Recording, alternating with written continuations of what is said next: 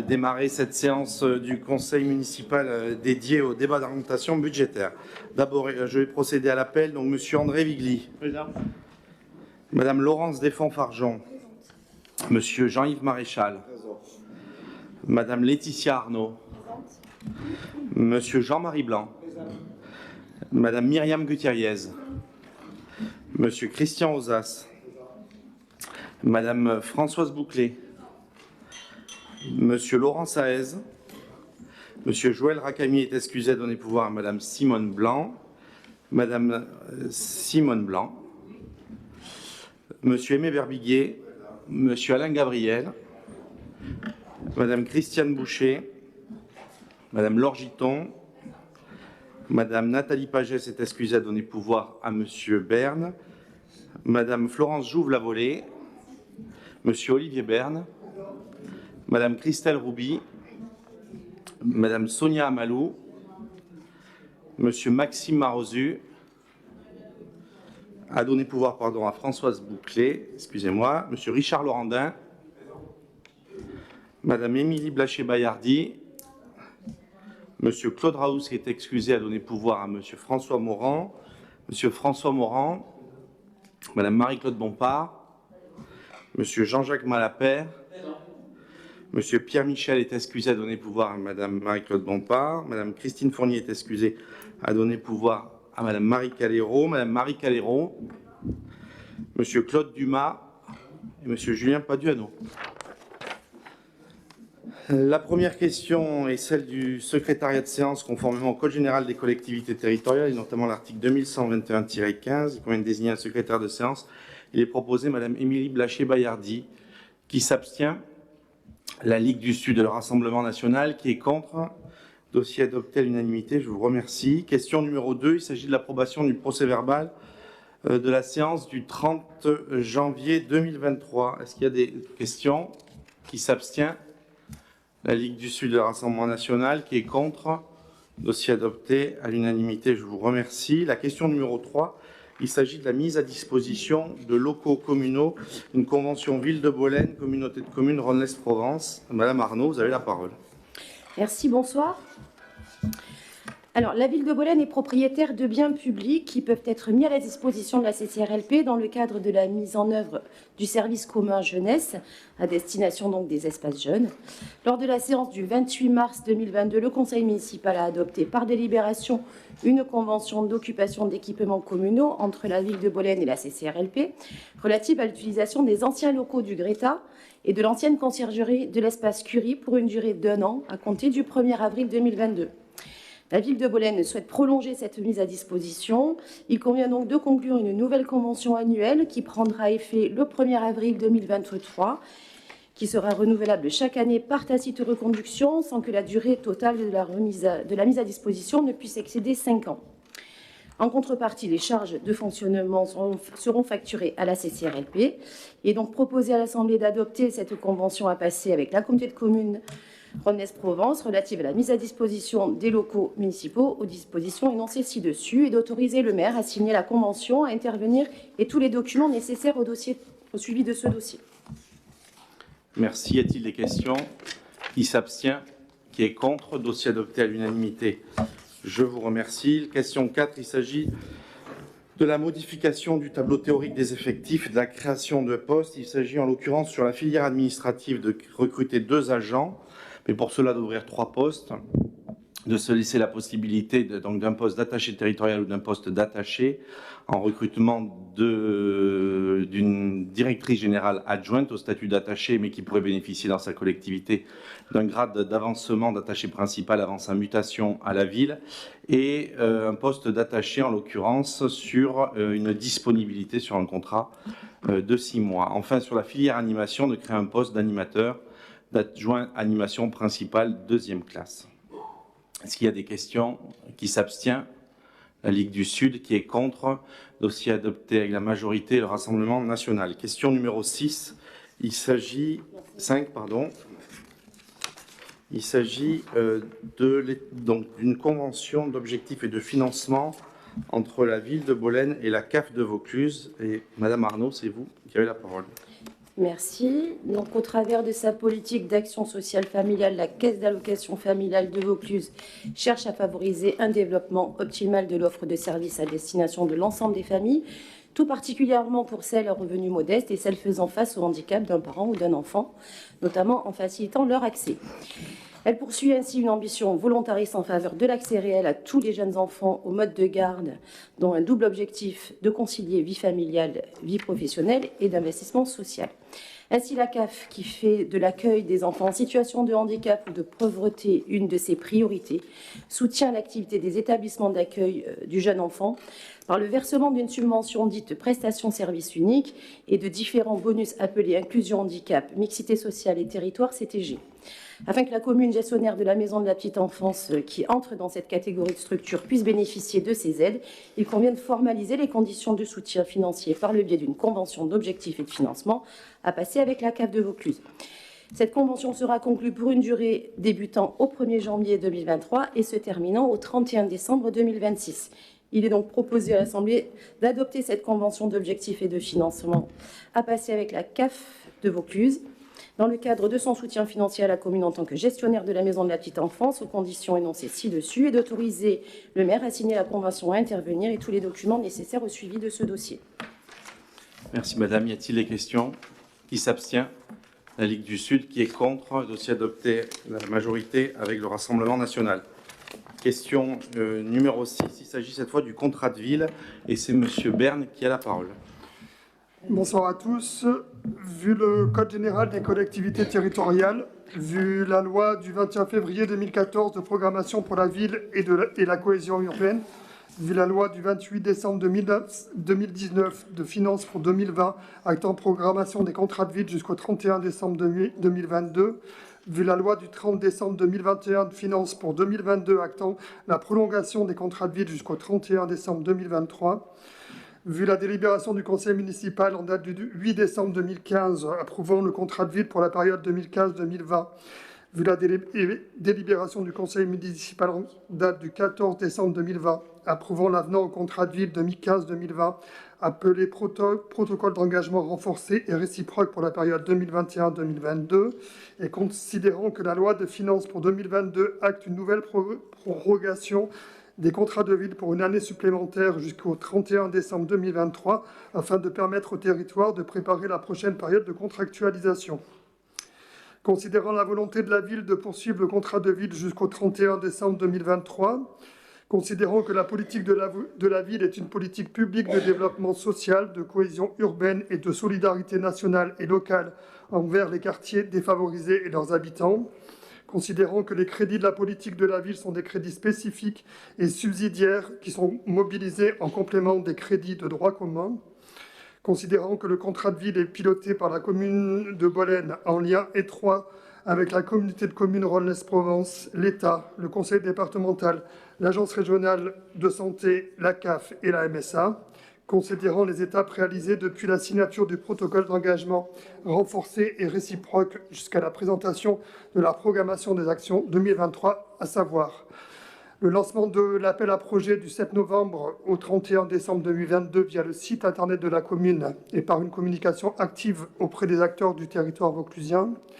la réunion du comité technique du 25 janvier 2023 qui a analysé, donné un avis et défini le plan de financement des actions déposées dans le cadre de l'appel à projet 2023, la réunion du comité de pilotage du 28 février 2023 et bien sûr sous réserve de l'avis favorable de ce comité de pilotage qui aura lieu demain sur le plan de financement et la programmation du contrat de ville pour 2023, considérant qu'à l'issue de ces temps de concertation, la commune est en capacité de présenter un programme d'action pour l'année 2023 répondant aux objectifs fixés dans l'avenant afin de répondre aux besoins de la population et sur 3 piliers.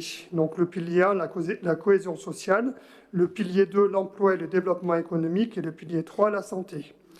Considérant que le résultat de l'appel à projet se présente selon le tableau présenté en annexe, 29 projets ont été reconnus par le COTEC. Pour le pilier 1, 20 projets. Pour le pilier 2, 7 projets. Pour le pilier 3, 2 projets. La synthèse du plan de financement fait apparaître les éléments suivants. Le montant sollicité dans le cadre du contrat de ville est de 158 655 €. Les montants attribués est de 142 855 55 euros. Le taux de subventionnement est de 90% des projets retenus. Considérant la répartition des crédits par financeur, laquelle démontre un engagement fort de tous les partenaires. Donc on peut voir sur ce tableau que la commune participe à un montant de 35 255 euros, que la communauté de communes participe pour un montant de 26 400 euros, que l'État participe pour 49 200 euros. Il y a une participation du département, de la CAF et de la MSA. Considérant que sur la globalité du plan de financement du contrat de ville pour l'année 2023, la participation financière de la commune sur les actions retenues se présente avec le tableau que vous avez en dessous de cette délibération, avec tout ce qui a été retenu et avec les financements de la part communale. Donc, il est proposé à l'Assemblée de valider le plan de financement de la commune pour la programmation de l'année 2023 de l'avenant au contrat de ville, de verser les subventions aux opérateurs selon les répartitions prévues ci-dessus. Les fonds nécessaires seront prélevés sur le budget de l'exercice en cours aux natures et fonctions prévues à cet effet, et d'autoriser le maire à signer tous les documents nécessaires au suivi de ce dossier. Alors, monsieur le rapporteur, juste vous préciser qu'en tant que vice-président de la mission locale, je ne prendrai pas part au vote et je quitterai la salle au moment du vote que vous allez faire. Et j'invite d'ailleurs tous mes collègues qui sont membres du bureau, des conseils d'administration, des associations pour lesquelles le contrat de ville est amené à apporter des financements, à en faire de même.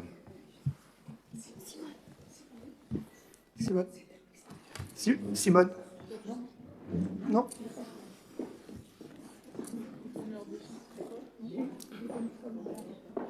Tu veux faire le vote ? Donc, y a-t-il des questions ? Donc, qui est contre ? Qui s'abstient ? Donc, à l'unanimité, merci. Vous pouvez revenir.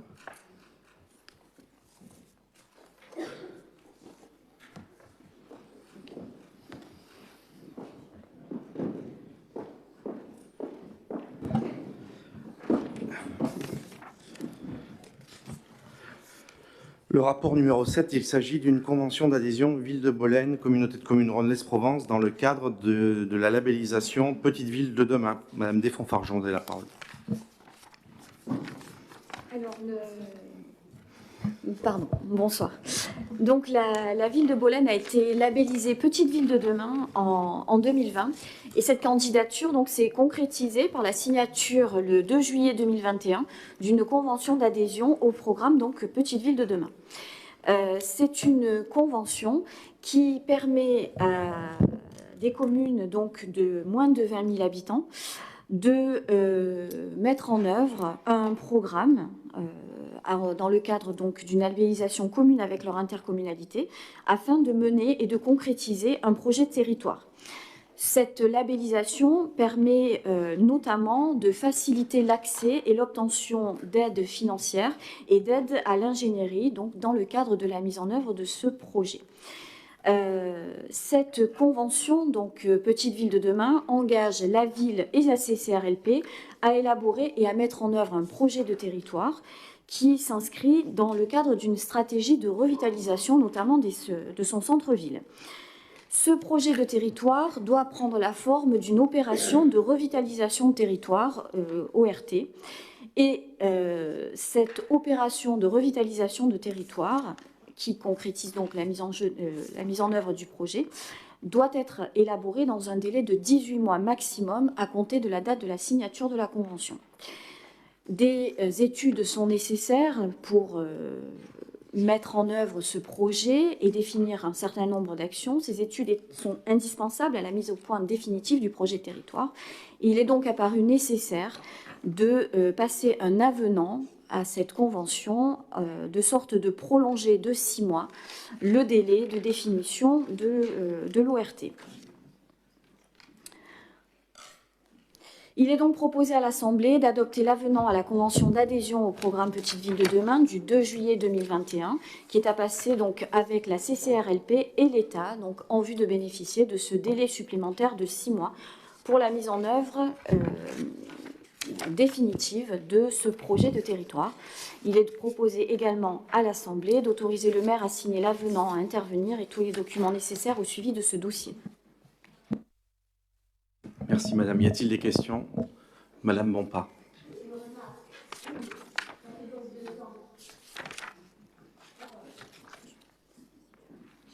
Ça fait donc 2 ans que vous avez ce projet entre les mains. Ça fait des années que vous êtes président de l'intercommunalité.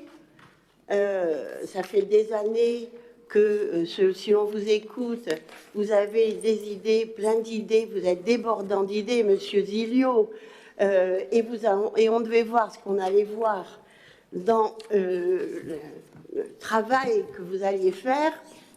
On s'aperçoit qu'au bout de 2 ans, vous n'avez toujours rien fait. Or, je rappelle que vous êtes maire depuis 3 ans et que vous êtes président de l'intercommunalité depuis presque 10 ans, que le développement économique est donc de votre ressort depuis 10 ans, et non pas depuis 2017, puisque 2017, c'était juste sur les actes. Vous avez donc ce projet entre les mains depuis des ans, et vous n'avez pas été capable de le faire aboutir, parce que le terme était choisi, Madame la responsable élue. C'est un beau déroulement de... Mais en fait, tout ça pour cacher le roi est nu, et le roi ne le sait pas. Vous aviez donc maintenant des études à faire, mais vous le saviez, tout passe par des études, vous êtes des spécialistes. Donc, 18 mois pour rien. Alors, c'est toujours votre méthode. On vous voit... signer des conventions, des chartes, avec l'État, avec la région, sur l'énergie, sur la qualité de l'air. On a tout, Mais, alors, ça suit en communication, là, ça y va, hein, ou en photo. Mais après, il n'y a plus rien. Le travail, rien. Donc, en fait, ça fait 2 ans que vous faites perdre du temps à l'État. Ça fait 2 ans que vous faites perdre de l'argent à l'État et aux Bolénois. Alors, c'est une méthode qui vous est propre. Alors, vous allez trouver, bien sûr, je vois votre sourire et votre signe entendu avec votre adjointe, que vous avez les réponses, bien sûr. C'est sûrement la faute de l'ancienne municipalité. Hein? C'est ça. Voilà. Je vais terminer là. Madame Desfonds. Alors, d'abord, Madame Bompard, si vous aviez bien compris l'objectif du programme, c'est que c'est pas une labellisation de la CCRLP, c'est une labellisation de la ville et dans le cadre d'une collaboration avec la CCRLP. Donc, oui, mais pour mener un projet de revitalisation donc, du territoire, et je ne vous cache pas, mais vous l'avez vous-même compris puisque vous venez de me le dire, oui, effectivement, on part complètement d'une page blanche à la matière. Parce que rien n'avait été fait avant, mais strictement rien, en termes de revitalisation du centre-ville, en termes de reconversion des friches industrielles, en termes de reconversion des bâtiments inutilisés ou abandonnés en centre-ville, en termes de lutte contre le logement insalubre, en termes d'environnement et de végétalisation du centre-ville. Alors oui, dans le cadre de Petites Villes de demain, on part d'une page totalement blanche et il faut réaliser des diagnostics. Je vous rappelle que lorsqu'on s'est saisi d'un certain nombre de questions à la CCRLP, et notamment lorsque l'on a élaboré des diagnostics importants et des études importantes, vous, la ville de Bollène, à cette époque-là, vous aviez refusé de vous y associer.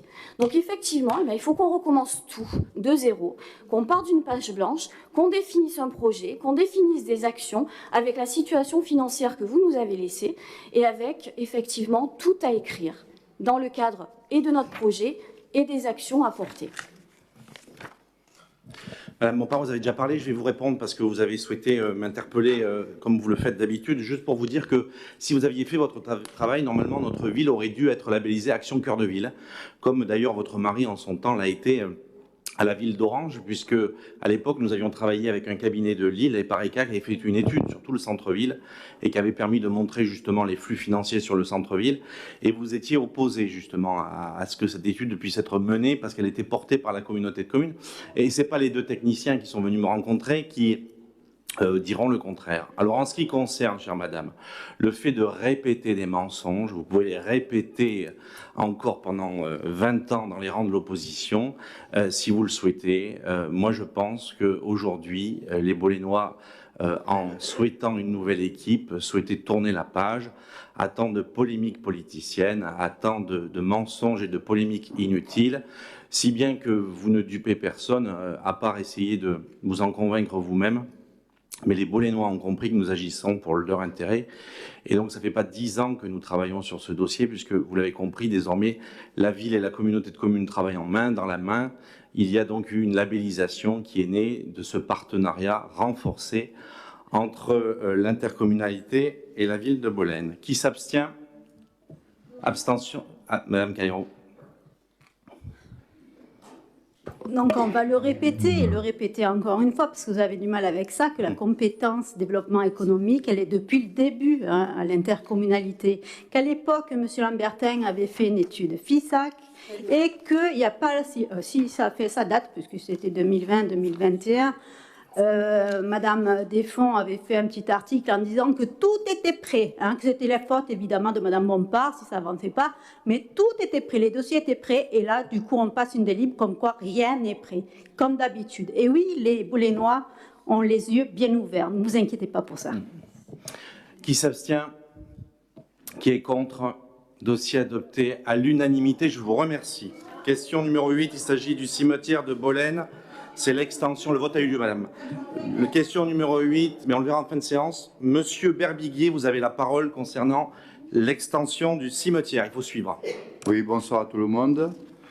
Vu les articles L2223-1 et L2223-2 du Code général des collectivités territoriales, précisant notamment que la création, l'agrandissement et la transaction d'un cimetière sont décidés par le conseil municipal.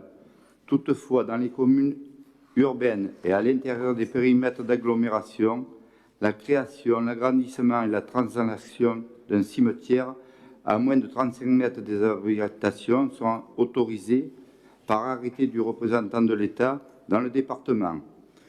Pris après une enquête publique réalisée conformément au chapitre 3 du titre 2 du livret 1er du Code de l'environnement et avis de la commission départementale compétente en matière d'environnement, de risques sanitaires et technologiques.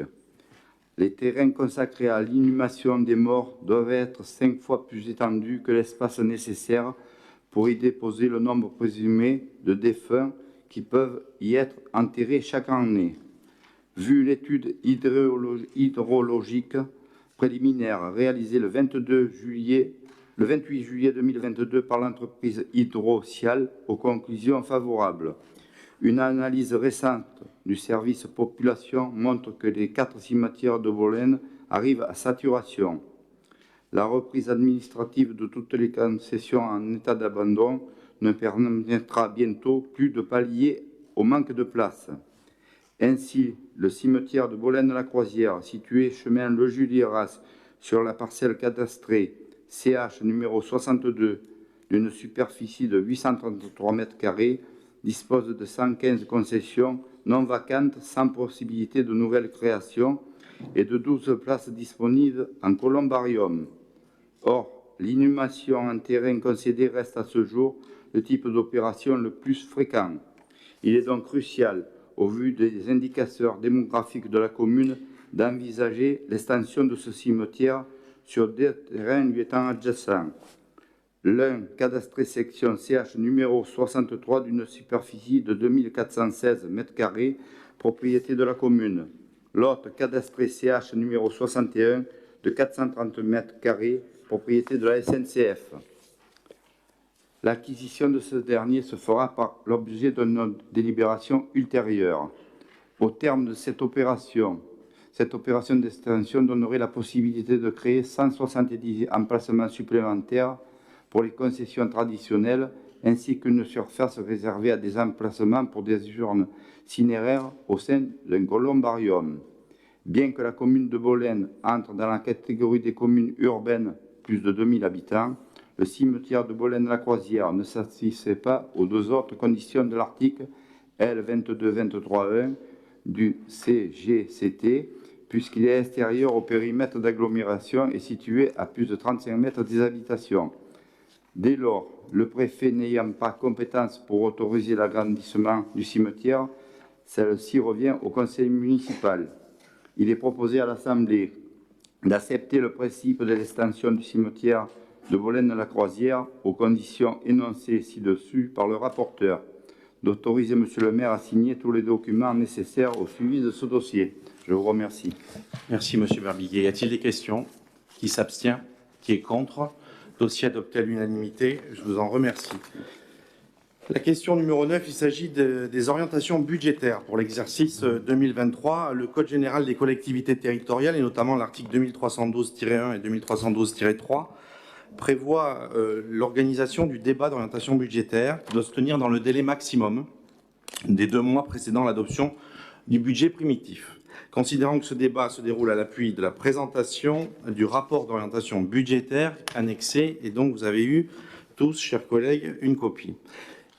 Je voudrais, sur ces orientations budgétaires, venir un peu retracer le contexte dans lequel ce budget s'établit, enfin le budget qui sera proposé fin mars à l'Assemblée communale.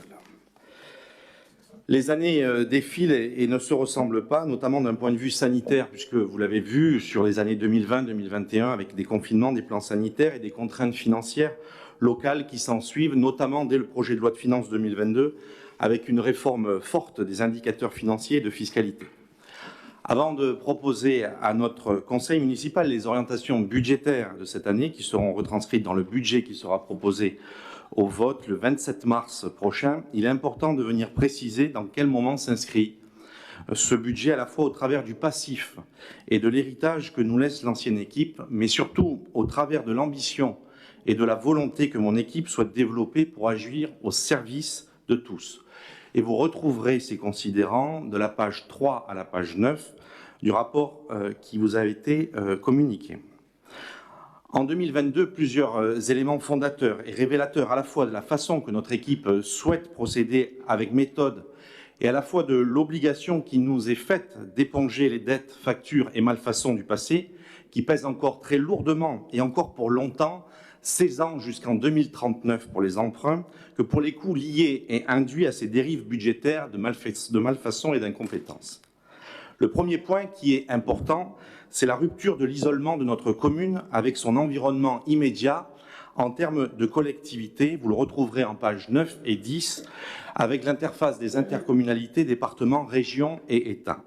Ainsi, en 2022, avec la majorité municipale, nous avons souhaité donner une place centrale à notre commune dans le paysage intercommunal, en intégrant pleinement les moyens humains d'abord, avec certains services municipaux et intercommunaux, direction générale des services, commande publique, entretien des locaux, mise à disposition d'agents, que ce soit pour les écoles ou pour le service communication. Sur les moyens matériels ensuite, locaux partagés entre services, qu'ils soient au développement économique, au tourisme, aux services techniques ou encore aux espaces jeunes. L'ambition enfin de partager de nouveaux services qui répondent à une demande forte des Bolénois, pour n'en citer qu'un, par exemple celui de la petite enfance, avec le portage de l'animation d'un relais petite enfance pour notre commune dans le cadre d'une convention d'entente intercommunale avec les 5 communes. L'intégration du service commun dédié à la jeunesse pour un public de 11 à 17 ans durant la période scolaire, ou encore des dispositifs d'accompagnement à la scolarité pour les collégiens et complémentaires de nos études surveillées pour les écoliers de la ville avant 12 ans, ou encore de l'accueil de loisirs pour les activités sportives et culturelles durant les petites et grandes vacances, en plus des mercredis et des samedis. Partenariats institutionnels renforcés qui ont permis d'obtenir parmi les exemples près de 70% des projets présentés en 2022, soit 686 000 €, tout partenariat confondu. Le département de Vaucluse qui permet d'injecter 281 100 € dans nos finances communales au travers d'une contractualisation qui vient en soutien aux opérations d'investissement. En 2022, on remercie donc nos partenaires qui nous ont accompagnés, mais nous n'avons pas pu faire tout ce dont nous souhaitions engager. Nous avons pu mener à bien ce qui relevait de nos choix et des orientations politiques souhaitées en 2022. Vous les retrouverez en pages 11, 12, 14 et 15 du rapport d'orientation budgétaire. Nous avons donc repris dans le budget communal la maison de la petite enfance et le relais de la petite enfance en répondant aux obligations réglementaires qui n'étaient plus réalisées au sein de la maison de la petite enfance. Cela a impacté les charges de personnel de 992 000 € par an que nous avons pris dans le budget général. Nous avons renforcé les ATSEM dans les classes, comme nous y étions engagés. Nous avons enfin créé et augmenté les séjours de vacances pour l'ensemble des jeunes publics. Nous avons augmenté les capacités en accueil extrascolaire, et notamment à Saint-Féréol, sur les accueils de moins de 6 ans, parce que c'était une forte demande. Nous avons mis en place des études surveillées, nous avons repris la question des festivités, des spectacles et animations culturelles, avec une cigalière dont le fonctionnement annuel est de 300 000 €, auquel s'ajoutent 200 000 € d'animation. Enfin, la mise en place de politiques d'entretien, de maintenance et de sécurisation des établissements recevant du public, couplée à un renforcement des mesures de nettoyage de locaux qui nous ont occasionné une charge supplémentaire de 25 %. Nous avons renforcé la police municipale en créant la brigade environnement, 38 agents en 2020, 43 aujourd'hui. Enfin, nous avons recruté un nouveau directeur de la bibliothèque, manager de centre-ville, le responsable d'un guichet unique qui a redonné les moyens à ce service de fonctionner en réduisant les délais d'attente et afin d'éviter que les Bolénois quittent Bolène pour faire des pièces d'identité. Enfin, nous avons créé, vous le saviez, en 2021, le garage municipal qui s'est doté de moyens humains en 2022 pour le faire fonctionner. Et nous avons porté une augmentation sur les subventions aux associations. Nous avons fait d'une priorité sur la question du monde associatif, plus 11 % d'augmentation sur les subventions de fonctionnement aux associations, portant l'enveloppe à 197 000 € par an, plus 40 % d'augmentation sur la part des subventions conditionnelles, portant l'enveloppe à 66 000 € par an. Enfin, nous avons dû augmenter la subvention à l'école Sainte-Marie de 30 % pour atteindre 145 000 € par an, parce que la ville ne respectait pas les obligations réglementaires. 435 000 € de matériel technique roulant sont venus doter 2022 pour faire en sorte qu'une laveuse et une balayeuse puissent doter les services techniques, enfin d'équiper le service de propreté urbaine. Nous avons injecté 113 000 € pour l'église Saint-Martin, 381 000 € pour Bari dans les phases 1 et 2, et nous avons porté à 470 000 € les travaux de voirie et les renforcements d'extension de réseau afin de permettre à de nouveaux Bolénois de s'installer et d'y avoir la défense extérieure contre les incendies. 200 000 € d'accessibilité et de sécurité dans plusieurs équipements, dont les agendas justement d'accessibilité étaient reportés d'année en année. Enfin, 100 000 €, et M. Berbiguier vient d'en parler, pour les cimetières, avec la numérisation et la cartographie des cimetières de la ville, réalisation d'un ossuaire afin de permettre la reprise des concessions et l'extension des columbariums. Et tout cela, nous avons fait dans des contraintes, et je parlerai des contraintes de l'ancien mandat, puisque nous l'avons fait notamment des travaux de curage et l'entretien des réseaux et du canal de Pierre-Latte pour 80 000 € qui a été laissé à l'abandon. Nous avons dû verser 60 000 € d'un contentieux 2012-2019 pour 5 animateurs dans le péri extrascolaire qui avait été engagé par l'ancienne équipe et qui a été perdu. Nous avons mis en place la VMC et la climatisation dans le réfectoire et la cuisine et les vestiaires de la maison de la petite enfance. Et enfin, nous avons aménagé la cour qui était en enrobé, en sol souple, pour près de 30 000 €. Nous avons dû aussi réparer le passé avec les malfaçons, puisque nous avons injecté 230 000 € dans les terrains de tennis qui avaient été mal faits. 80 000 € pour que la cigalière et le gymnase Fanny Bertrand puissent fonctionner lorsque les deux sont en activité, puisque s'il y en avait un qui est en activité, l'autre déclenchait le compteur électrique. Et enfin, nous avons rétabli la question de l'éclairage, puisque l'éclairage du parking de la cigalière n'était commandé uniquement par la cigalière et pas par le gymnase Fanny Bertrand, ce qu'il fallait ouvrir la cigalière lorsqu'il y avait une manifestation sportive pour pouvoir éclairer le parking. Là encore, nous sommes sur une enveloppe de 80 000 € tout confondu. Nous avons récupéré un espace Ripper complètement à l'abandon et nous avons dû mettre 90 000 € pour la toiture de Ripper qui prenait l'eau. Et nous en remettrons, vous le verrez tout à l'heure, 60 000 € pour finir les travaux sur Ripper. Enfin, nous avons mis beaucoup d'argent dans les travaux de voirie et de canalisation souterraine, à l'image de l'impasse Notre-Dame-des-Grâces, qui a été faite complètement à l'enfer, que ce soit de la pente ou que ce soit de l'étroitesse de la voirie. Enfin, et nous avons dû mettre 200 000 € dans les équipements sportifs et de loisirs pour que nous ayons des conditions d'accueil des associations. Là encore une fois, notre équipe ne présente pas vivre de paillettes de somptueux, mais simplement d'apporter des moyens au quotidien des Bolénois sans que nous ayons des millions pharaoniques dépensés inutilement. Enfin, nous avons dû faire avec une dette importante qui ne permet pas de marge d'investissement, mais J'y reviendrai tout à l'heure. Et tout cela dans un contexte budgétaire contraint, puisque vous le savez, nous avons une hausse du coût de l'énergie et du carburant qui est passée de 600 000 € à 1 million d'euros et qui s'ajoute à cela la réforme nationale de la fiscalité sur la taxe d'habitation, sur la CVAE, nous impacte lourdement. Et tout cela, vous verrez, en page 11 du rapport d'orientation budgétaire, nous terminons un résultat global de clôture qui est excédentaire de 2,7 millions d'euros.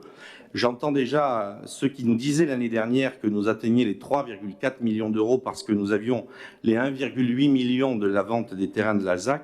Nous arrivons aujourd'hui à 2,7 millions sans dotation de solidarité communautaire et sans 1,8 million d'euros de vente de terrain. Nous avons donc demandé au service de faire des restrictions. Nous avons donc géré comme nous avons pu avec les moyens que nous avions et nous avons demandé à tout le monde de faire des efforts. Et d'ailleurs, cette année 2022 est une année historique. Historique pour la dette, parce qu'elle se réduit en franchissant le seuil fatidique de 1 000 € par habitant et par an, seuil que nous n'avions pas connu depuis 1999 dans cette commune, pour atteindre en 2022 970 € par habitant et par an, alors qu'il l'était, je viens de le préciser, de 1 289 € par an et par habitant quand nous avons récupéré la ville de Bolène.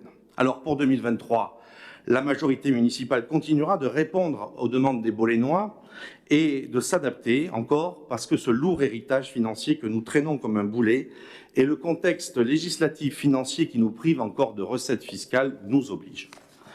Nous le ferons sans augmenter les impôts, la taxe foncière qui est désormais le seul taux modulable par les communes n'augmentera pas et nous le ferons en continuant de désendetter la ville pour atteindre 856 € de dette par an et par habitant en 2023, c'est-à-dire une dette qui représenterait 12 millions d'euros. 12 millions d'euros, vous me direz, c'est énorme, oui. C'est exactement le montant des emprunts qui a été souscrit par l'ancienne équipe durant le mandat 2014-2020 sur un seul mandat politique. Vous le retrouverez en page 16. Quand elle atteignait 17,7 millions d'euros en 2019, nous avons, en 3 ans de mandat et sans augmenter les impôts, baissé la dette de 5 millions d'euros, tout en continuant à en investir et en ayant un résultat à 2,7 millions d'euros. Nous démarrons donc ces orientations budgétaires avec ce boulet qui est le poids de la dette, que nous héritons avec ces emprunts qui gèlent, je veux quand même le préciser, 40% de nos capacités de réalisation, avec un remboursement annuel de 2 millions d'euros par an aux banques, intérêts et capital de l'encours de la dette jusqu'en 2026, parce que les choses ont été bien faites, dans un contexte également historique en termes d'inflation. Nous atteignons une inflation à 7,1%. Alors, avant de rentrer sur les orientations 2023, vous aurez tous corrigé 2 coquilles dans les tableaux. La coquille page 19 au chapitre 11 sur les charges à caractère général, un 0 de trop à 4 500 000 et page 23 chapitre 73, le produit des taxes directes en 2023 qui est à 5 410 000 €. C'est dans ce contexte que nous proposons avec responsabilité et rigueur les orientations budgétaires 2023 autour de 2 axes. Le premier axe, c'est celui de toujours faire évoluer les services pour répondre aux besoins des Bolénois, ceux que nous avons créés, ceux qu'il y a à moduler depuis notre arrivée dans un contexte contraint et qui se doit en plus de payer encore le lourd héritage qu'on nous a laissé. Et enfin, le deuxième axe, c'est un budget qui inscrit notre commune dans des perspectives d'avenir avec une touche éminemment positive. La volonté de créer ces nouveaux services dans un contexte d'inflation majeure dans tous les domaines, notamment, je le disais, de l'énergie et des matières premières, et tout cela avec un héritage lourd que vous retrouverez en pages 19 à 22. En ce qui concerne les dépenses de fonctionnement sur le projet des orientations budgétaires 2023, nous avons des variations qui porteront à la fois sur tout ce qui impacte nos collectivités, je le disais, j'y reviens pas, la volatilité des prix, la question de l'énergie. Nous avons sur la question de l'enfance-jeunesse qui demeure pour 2023 la priorité de mon équipe, des actions pour la jeunesse, pour la proximité et l'éducation, avec notamment le développement des actions qui seront portées avec le fonctionnement de l'accueil, du point d'information jeunesse et l'ouverture d'un contrat local d'accompagnement à la scolarité des collégiens et le développement des activités péri- et extrascolaires à l'attention des plus jeunes.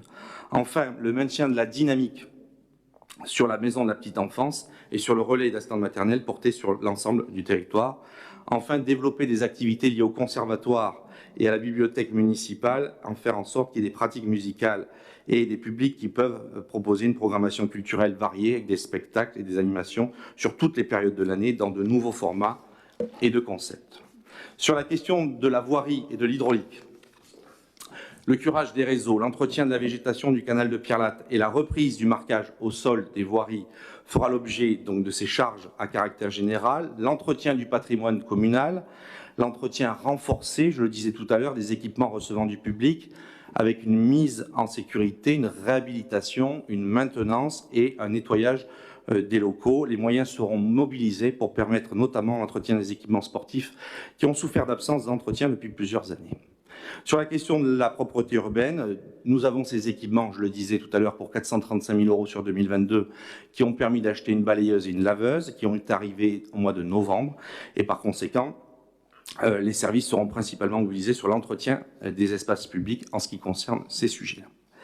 Enfin, l'accès aux services publics, la finalisation de la simplification du parcours usager et de son accès aux services publics permettra de finaliser en 2023 la mise en place du guichet unique qui permettra dans le hall de l'hôtel de ville de pouvoir moderniser à la fois un guichet unique associatif d'urbanisme et de demande de toute question par une seule entrée au sein de la ville.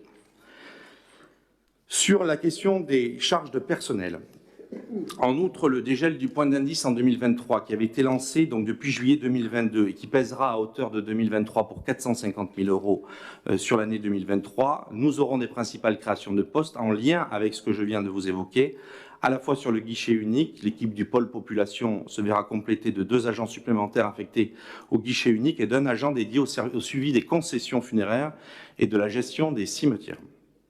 Le renfort des équipes, notamment aux espaces verts, propreté urbaine et recrutement d'un chargé de mission hydraulique sur les questions du budget que nous allons évoquer tout à l'heure, sur les questions de l'eau, de l'assainissement et du pluvial. Sur la question de l'urbanisme, aujourd'hui, le renforcement des effectifs se fait sentir. Depuis notre arrivée en 2020, l'année 2021 a vu l'augmentation de 120 permis de construire supplémentaires par an et il nous faut donc compléter ces effectifs d'urbanisme avec un poste d'instructeur et gestionnaire foncier qui permettra de suivre toutes ces questions. Sur la politique de la ville, le recrutement d'un responsable de l'espace de vie sociale pour compléter l'équipe qui est composée de 3 agents depuis juillet 2021. Enfin, sur l'éducation, la poursuite de la campagne de renforcement des effectifs d'accompagnement dans les écoles avec la TSEM, supplémentaire à la rentrée de 2023, selon les dispositions et bien évidemment selon la carte scolaire que l'Éducation nationale nous proposera dans les semaines à venir. Enfin, le renfort des effectifs d'encadrement des activités péri- et extrascolaires en adéquation avec l'augmentation des capacités d'accueil et le développement des activités pédagogiques. En ce qui concerne l'atténuation de produits, vous voyez que c'est un chapitre qui est à la baisse, il n'y a donc pas de nouveauté. Sur les autres charges de gestion, les autres charges de gestion augmentent. Sur le chapitre 65, l'occasion de parler d'ailleurs de la résidence d'Audet. La subvention de fonctionnement au CCAS prévisionnel sera donc portée à 802 000 € pour compenser le déficit de fonctionnement structurel du foyer autonomie d'Audet, dont la dégradation des locaux et des services semble avoir été volontairement entretenue depuis 2017. Diminution de services, travaux d'entretien et de réhabilitation non effectués, avec pour effet un taux d'occupation réduit d'année en année, ne permettant plus à la résidence de prendre en charge ses charges de fonctionnement incompressibles, personnel, fluide, etc. Nous aurons donc l'occasion d'en discuter lors du débat d'orientation budgétaire, sur notamment les 401 000 que nous mettions dans le budget du CCS sur une subvention générale, et de ces 300 000 € dont d'Audet, que nous aurons l'occasion de récupérer d'ailleurs dès l'année prochaine sur la comptabilité M22. J'y reviendrai dans le détail lors du débat. Sur la question des charges exceptionnelles, 2 points semblent majeurs. Le problème, c'est la question 67. Nous avons vécu durant l'ensemble des pages 22, l'ensemble des BP et décisions modificatives qui se sont succédées ont vu la ville de Bolène qui ne provisionnait pas ses budgets en termes de contentieux.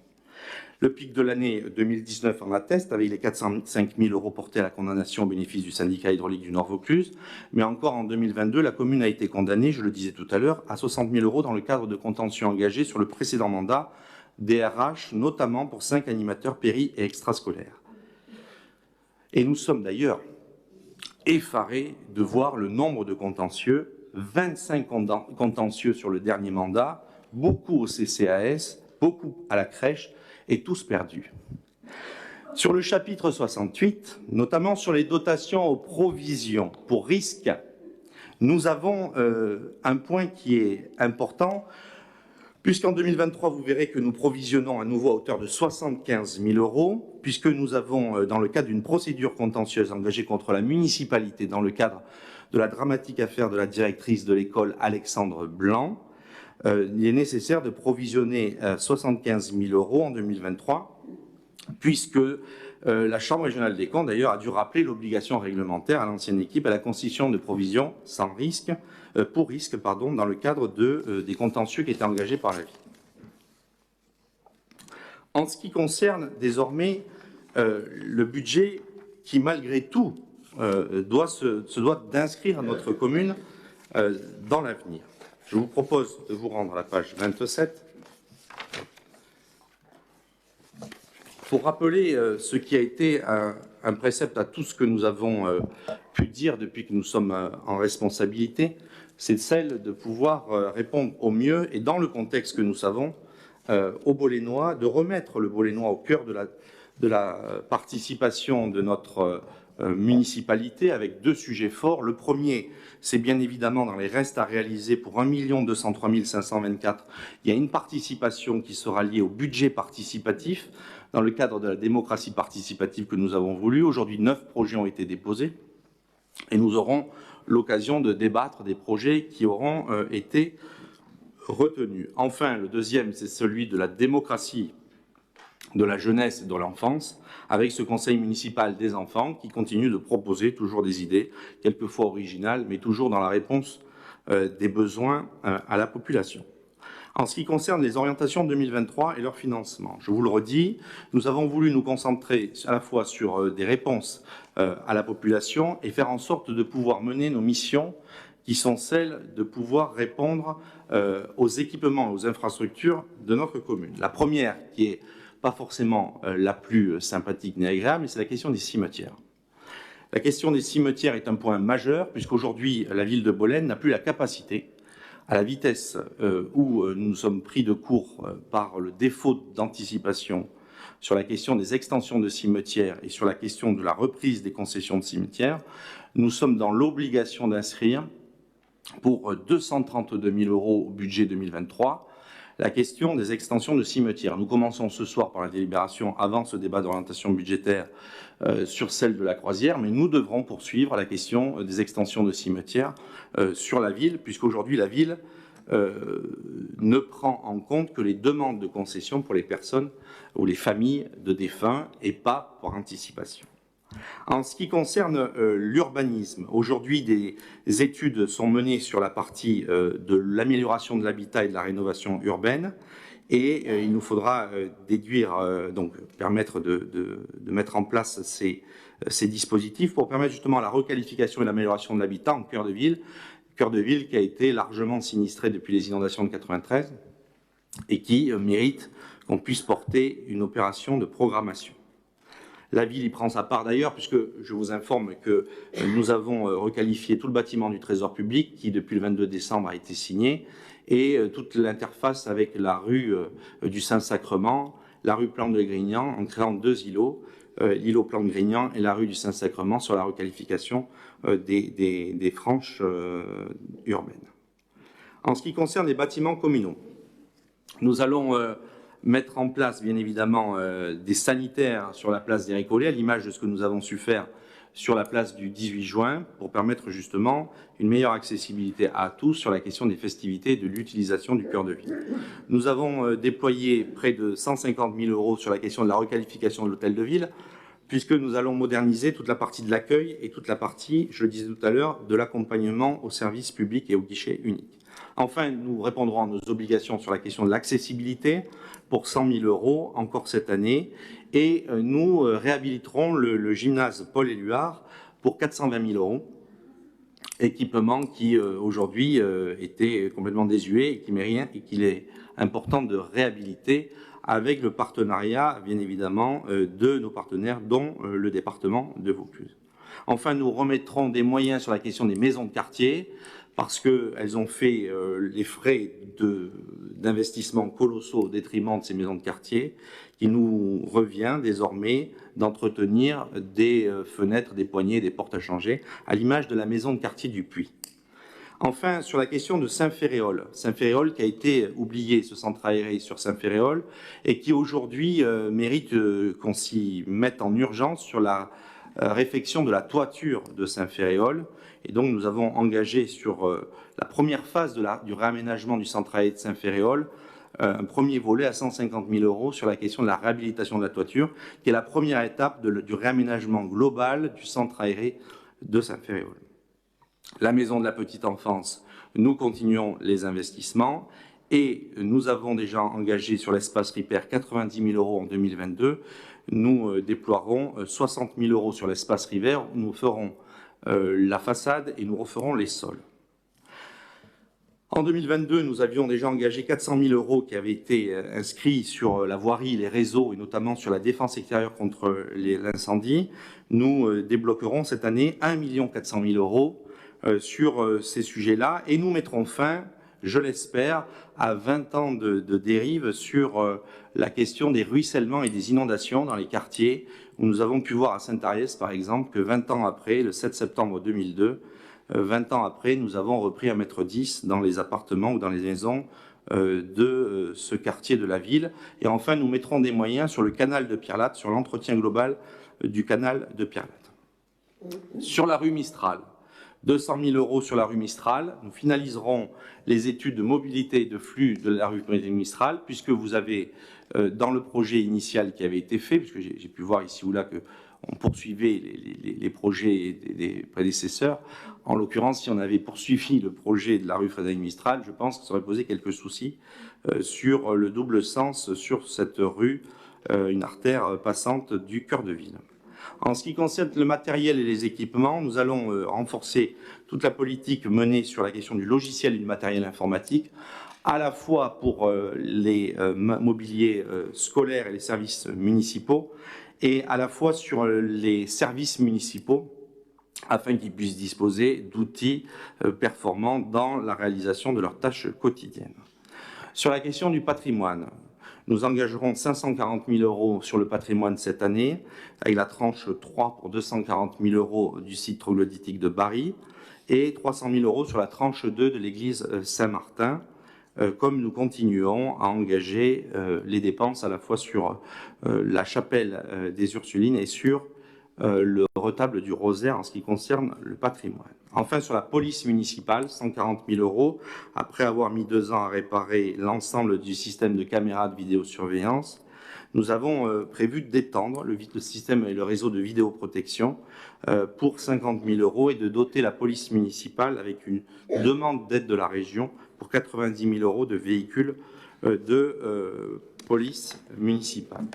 Voilà les grandes orientations sur les investissements en 2023. Vous l'avez compris, on continue d'étoffer les services, de répondre aux besoins des Bolénois, sans pour autant endetter la ville ni augmenter les impôts. En ce qui concerne l'assainissement, je veux venir préciser que, comme sur l'année 2023, dans le cadre des programmes de voirie, nous viendrons requalifier le centre ancien, notamment la rue de l'Église, la rue Voltaire et la rue de la Bâtie. Il convient de venir régler ce qui n'a pas été fait, puisqu'on n'a fait que du visuel et du superficiel, c'est-à-dire qu'on n'a pas changé les canalisations de collecte des eaux usées et surtout on n'a pas fait de séparatif sur la rue Frédéric Mistral, ce qui nous oblige, mais pour regarder M. Morand, c'est la vérité, comme vous aviez fait d'ailleurs sur Pasteur, ce qui nous oblige à reprendre pour 800 000 € toute la requalification de la rue Frédéric Mistral, qu'il nous faudra rouvrir parce que les conduites sont en 300 alors qu'elles devraient être en 400 ou en 500, permettant ainsi de récupérer les flux de la rue de la Bâtie, de la rue Voltaire et de la rue de l'Église, qui seront prévus au programme 2023. Nous finaliserons l'aménagement d'OD Est. Enfin, nous réhabiliterons la place Bastet, pas loin de l'hôtel de ville, qui mérite qu'on s'y intéresse sérieusement.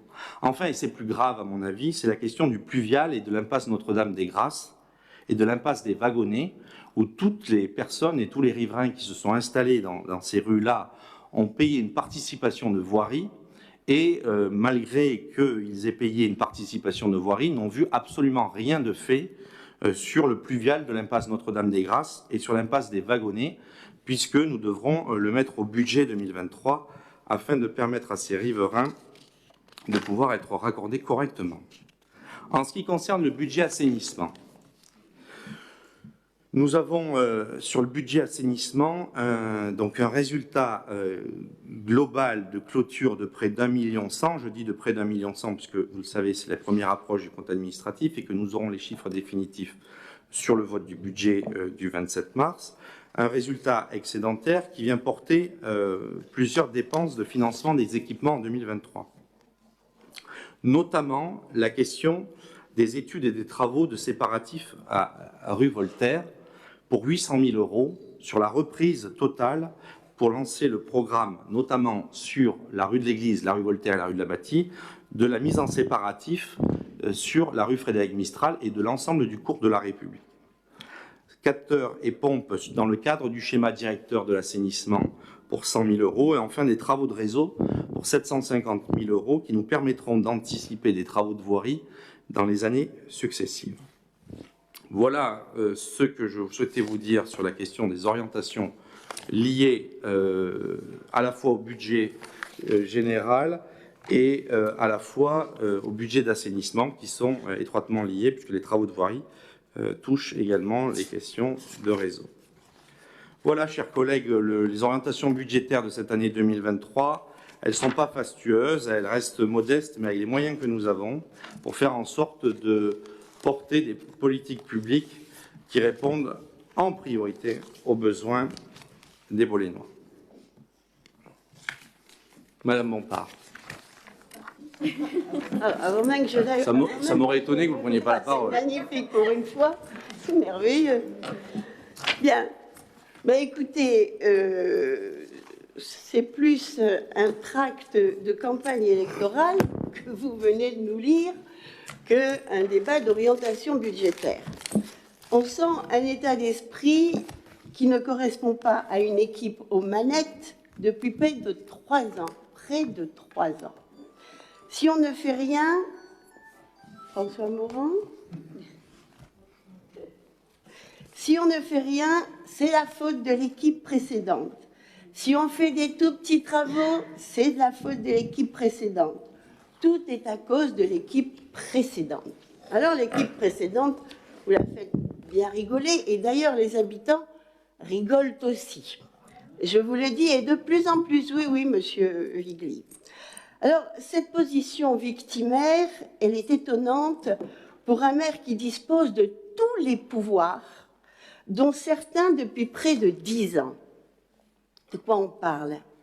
Maire depuis 3 ans, président de l'Interco depuis 10 ans, conseiller départemental dans la majorité, président du SMBVL, membre du SCOT, membre du RAO.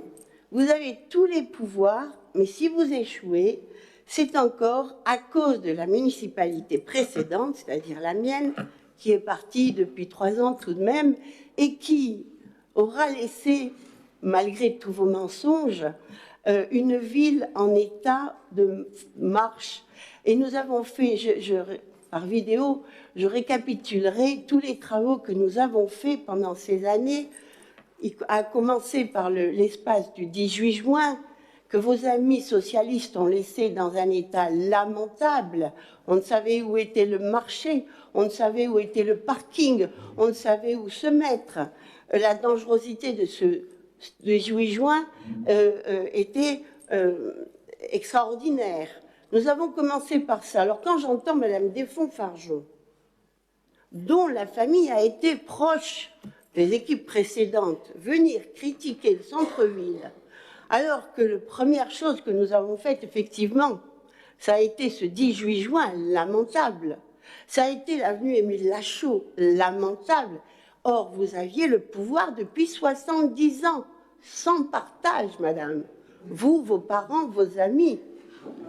Rien. Oui, oui, ça peut vous faire rigoler. Ça peut vous faire rigoler, mais en attendant, les Bolénois, ceux de l'avenue Émile Lachaud, par exemple, nous ont dit que ça fait 40 ans que nous attendions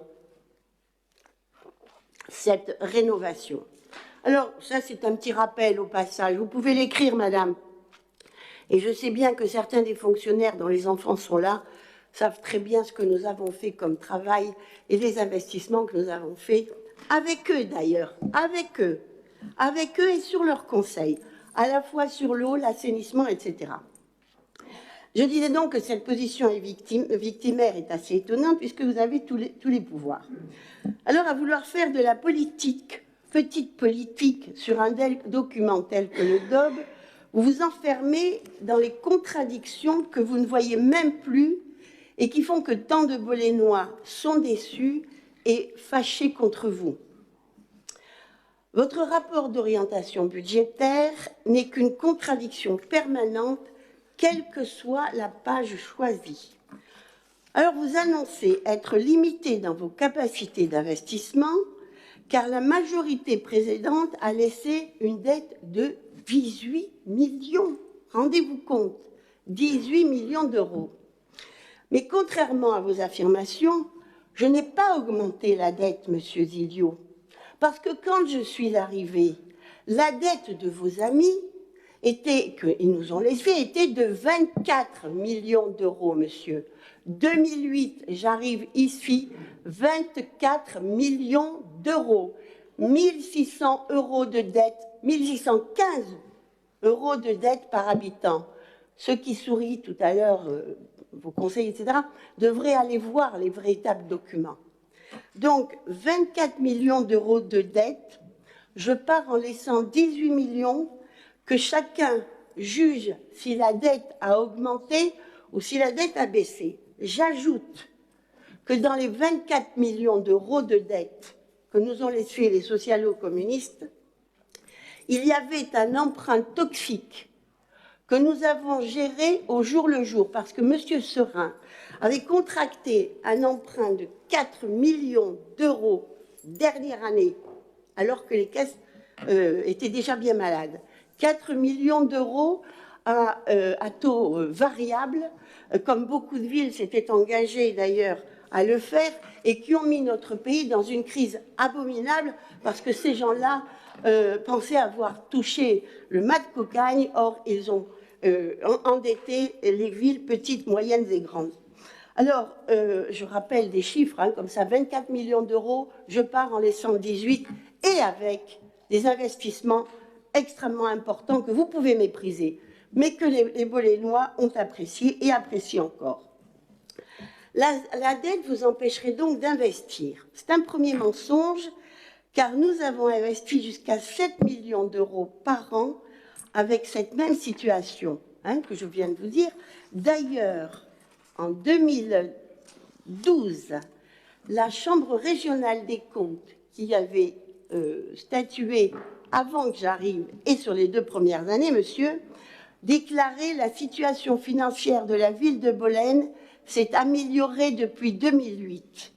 Mais il restait encore des efforts à faire. Et nous verrons que la Chambre régionale des comptes, en 2019, terminait ce propos tout à notre bénéfice. Alors, la dette vous empêcherait d'investir, dites-vous. Nous avons investi 7 millions d'euros en moyenne, alors que nous avions 24 millions et que nous avons désendetté dans le premier mandat de plus de 30%. Poursuivons dans le document, car j'ai encore une interrogation. La dette vous empêche d'investir, mais pourtant, les dépenses de fonctionnement explosent. Elles explosent. 3 millions, plus 3 millions d'euros, ce sont vos chiffres, ils sont dans le DOB. Plus de 3 millions d'euros entre 2020 et 2023, 20,4 millions d'euros en 2023 contre 17,4 millions en 2020. En 3 ans, plus de 3 millions d'euros. Je ne l'invente pas, c'est dans vos chiffres. Voici déjà 3 millions d'euros que vous auriez pu affecter à l'investissement plutôt qu'au gaspillage. Je continue.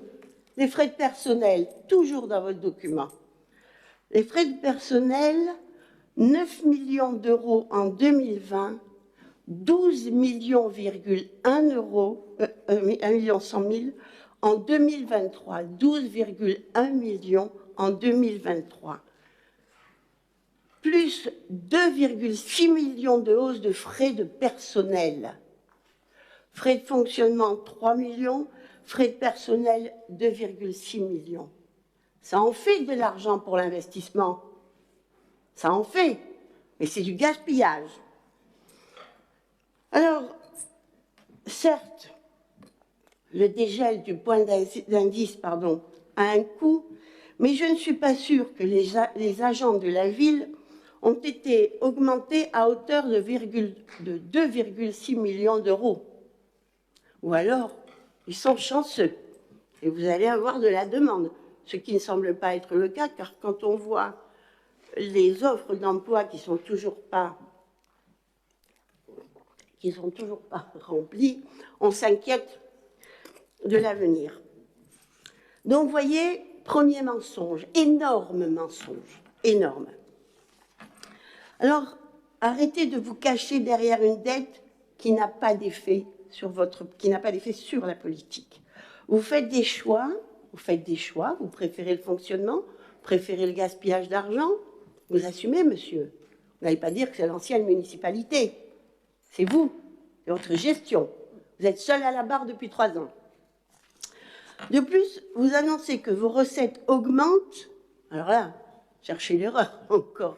Vous vous vantez d'avoir des augmentations de recettes. Très bien, mais alors, avec la CAF, la Caisse d'allocation familiale, grâce à Petite Ville de demain, dont on vient de voir que vous venez de demander un sursis de 6 mois supplémentaires, grâce aux aides du département, de l'État, de la région, etc. Et de plus, donc, vos dettes sont supérieures à ce qu'elles étaient en 2020. Vous avez eu plus d'argent disponible en 2021, 2022 et au BP 2023 qu'en 2020. Plus d'argent disponible donné par les collectivités, dont je rappelle que c'est toujours le contribuable qui paye. Ça n'est pas M. Zilliot, ça n'est pas M. Macron, ce n'est pas le président de la CAF, ce sont les contribuables que vous usez. Vous le voyez, c'est le document de toutes les contradictions. Et comme je vous connais bien, je dirais que de tous les mensonges, parce que ce ne sont que des mensonges, des manipulations. Mensonges vis-à-vis de votre majorité, mensonges vis-à-vis des habitants qui vous demandent de tenir vos promesses. Vous arrivez encore un peu à masquer la situation, mais les années vont s'enchaîner rapidement et par là, votre faillite va devenir de plus en plus visible. Notez bien, monsieur, notez-le. 5 exemples qui montrent votre perfidie. Les frais de personnel augmentent, les recettes augmentent, les frais de fonctionnement augmentent, les subventions augmentent.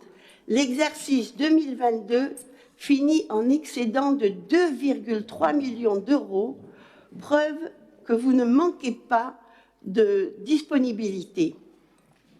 Enfin, sur votre... Et en même temps, je dirais, des charges vous ont été retirées, comme les transports en 2021. Si vous n'investissez pas, c'est un choix politique que vous avez fait, monsieur. Pas la faute de l'ancienne municipalité. Soit c'est un choix, comme je viens de le dire, soit c'est de l'incompétence. Je crois que beaucoup de gens ont déjà compris. Ce qui est incontestable, c'est que l'argent public est bel et bien là et disponible à millions. Mais vous ne savez pas vous en servir. Enfin, sur votre gestion, nous pouvons lire dans le document que vous n'avez pas collecté la TLPE, la taxe sur la publicité, en 2021. Ça vous regarde. Et là, il y a un déficit sûrement de rentrée. Sur les tennis couverts, vous avez fait rigoler beaucoup de monde. Parce qu'effectivement, il y a eu une malfaction. Et du temps où nous étions encore en exercice, nous l'avions noté, nous l'avions dénoncé. Et c'est la... Vous n'êtes pas d'accord, monsieur le directeur de cabinet? Vous n'étiez pas là. Donc, du coup, c'était une malfaçon. Et ça a été pris, mais vous l'avouez vous-même, ça a été pris par la garantie décennale. Vous le dites, vous le dites. Donc, arrêtez de raconter n'importe quoi. Donc, les tennis couverts, donc...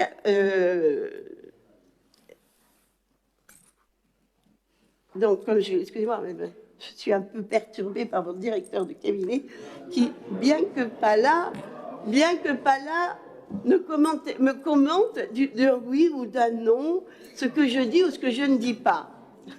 C'est dommage, c'est dommage. Alors donc sur ces tennis, vous avouez effectivement, page 26, que c'est l'assurance qui a pris en charge le coût, ce qui est tout à fait normal. Et d'ailleurs, votre inauguration a fait rigoler quelques-uns quand même au tennis. Sur les investissements, la page la plus importante, vous faites croire, la page la plus importante, vous avez été obligé de la corriger et de la renvoyer corrigée après l'envoi du conseil que nous avons reçu donc en premier. Preuve, là encore, de l'amateurisme en vogue. Vous en avez parlé vous-même, une grosse erreur de 0. Alors, à l'Interco, on a une erreur de 500 000 euros. Ici, on a une erreur de plusieurs millions. À l'Interco, on a eu encore quoi? Que ce soit à l'Interco, que ce soit à la ville, il y a des erreurs, mais pas des minces erreurs de 50 euros ou 100 euros. Non, c'est coût de 500 000, 10 millions, 50 millions. 50 millions. C'est quand même, reconnaissez-le, du travail fait par-dessus la jambe. Ou que vous ne contrôlez pas. Alors, la première version, je le disais, présentait des erreurs de calcul comme souvent. Cette nouvelle version comporte des omissions. Ainsi, sur le chapitre VRD, il est prévu 1,4 million, mais vous inscrivez seulement 200 000 euros dans le détail.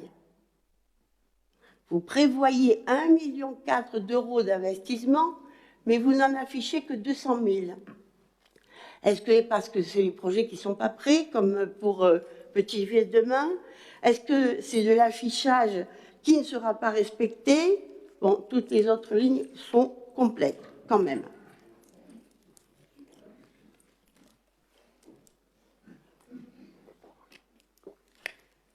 Autre sujet important, les effectifs, le personnel. Les effectifs ont augmenté de 15% entre 2020, je le disais tout à l'heure, et 2023, tout en ayant augmenté le temps de travail des agents qui sont là. Autrement dit, les agents en poste travaillent plus, mais vous avez malgré tout recruté 15% d'effectifs en plus. 15%. Pas triste. Vous abordez la question de la cigalière. Cette cigalière que vous avez méprisée, voté contre, mais pendant les vœux, vous avez dit « Je suis heureux de vous recevoir dans cette magnifique cigalière ». Peut-être était-ce la réponse du vice à la vertu. Donc cette cigalière, effectivement, nous l'avons... Mais ici même, nous en avons discuté, monsieur, des frais de fonctionnement. Vous posiez la question à l'époque, très justement d'ailleurs, sur les frais de fonctionnement. Et l'on vous répondait sur les frais de fonctionnement. Parce qu'effectivement, chaque fois qu'on investit sur un tennis couvert, sur un stade, sur, eh bien, effectivement, les fonctionnements. On ne peut pas s'en étonner, on ne peut pas crier au loup ou à l'erreur de politique de l'équipe précédente. Ou alors on ne fait rien, comme c'est le cas. Alors, je vous rappelle quand même que cette cigalière, nous avions fait en sorte de créer, avec les partenariats avec EDF, non mais c'est un petit peu compliqué là. Donc je disais, non, bah, excusez-moi, mais j'en prends, monsieur, je vous remercie. C'est gentil de prendre soin de ma santé, mais je bois, comme vous avez pu le voir, de l'eau. Alors, vous abordez la question de la cigalière et son coût. Vous êtes pourtant bien content d'y organiser, comme je disais, des vœux, et je ne regrette pas de l'avoir fait, parce que je sais elle était pleine quand on faisait des spectacles. On refusait même du monde longtemps à l'avance. Et vous auriez été incapable de la faire de toute façon. Sur l'aspect des frais de fonctionnement, bien sûr, comme je vous le disais, un équipement, ça coûte, mais je vous dis, on en a parlé ici, et on vous avait expliqué comment nous fonctionnerions. Mais je rappelle quand même que recruter 15% de personnel en plus, c'est aussi de l'argent, mais un peu d'argent mis en l'air. Sur la cigalière, nous avions là aussi anticipé, et nous avions prévu de commercialiser la salle pour diminuer les frais de fonctionnement. C'est ce que nous avons fait, puisque nous avons eu le plaisir d'y accueillir les grandes manifestations de EDF, d'Areva, d'Orano, que l'année 2020, à l'époque, il était prévu, l'association des chasseurs vauclusiennes, l'association vauclusienne, m'avait dit aussi qu'il serait intéressé pour 2022, on est parti en 2022, où il leur fallait une année, pour organiser leur assemblée générale départementale dans ce lieu, qui avait donné un rayonnement, par la qualité des spectacles et par, encore une fois, les partenariats que nous avions établis avec EDF, Orano et la troisième entreprise. Ce sont des partenariats qui rapportaient et qui couvraient les frais de fonctionnement, au-delà de l'image que ça transportait. Qu'est-ce que vous avez fait depuis? Combien de locations? Mais c'est à vous, monsieur, de le faire. Ce n'est pas à l'ancienne équipe. L'ancienne équipe, elle a fait son travail. Pour conclure, je dirais que c'est très décevant, mais peut-être pas très étonnant, qu'après 3 ans de gestion, vous proposiez un budget de rancune vis-à-vis d'une majorité précédente.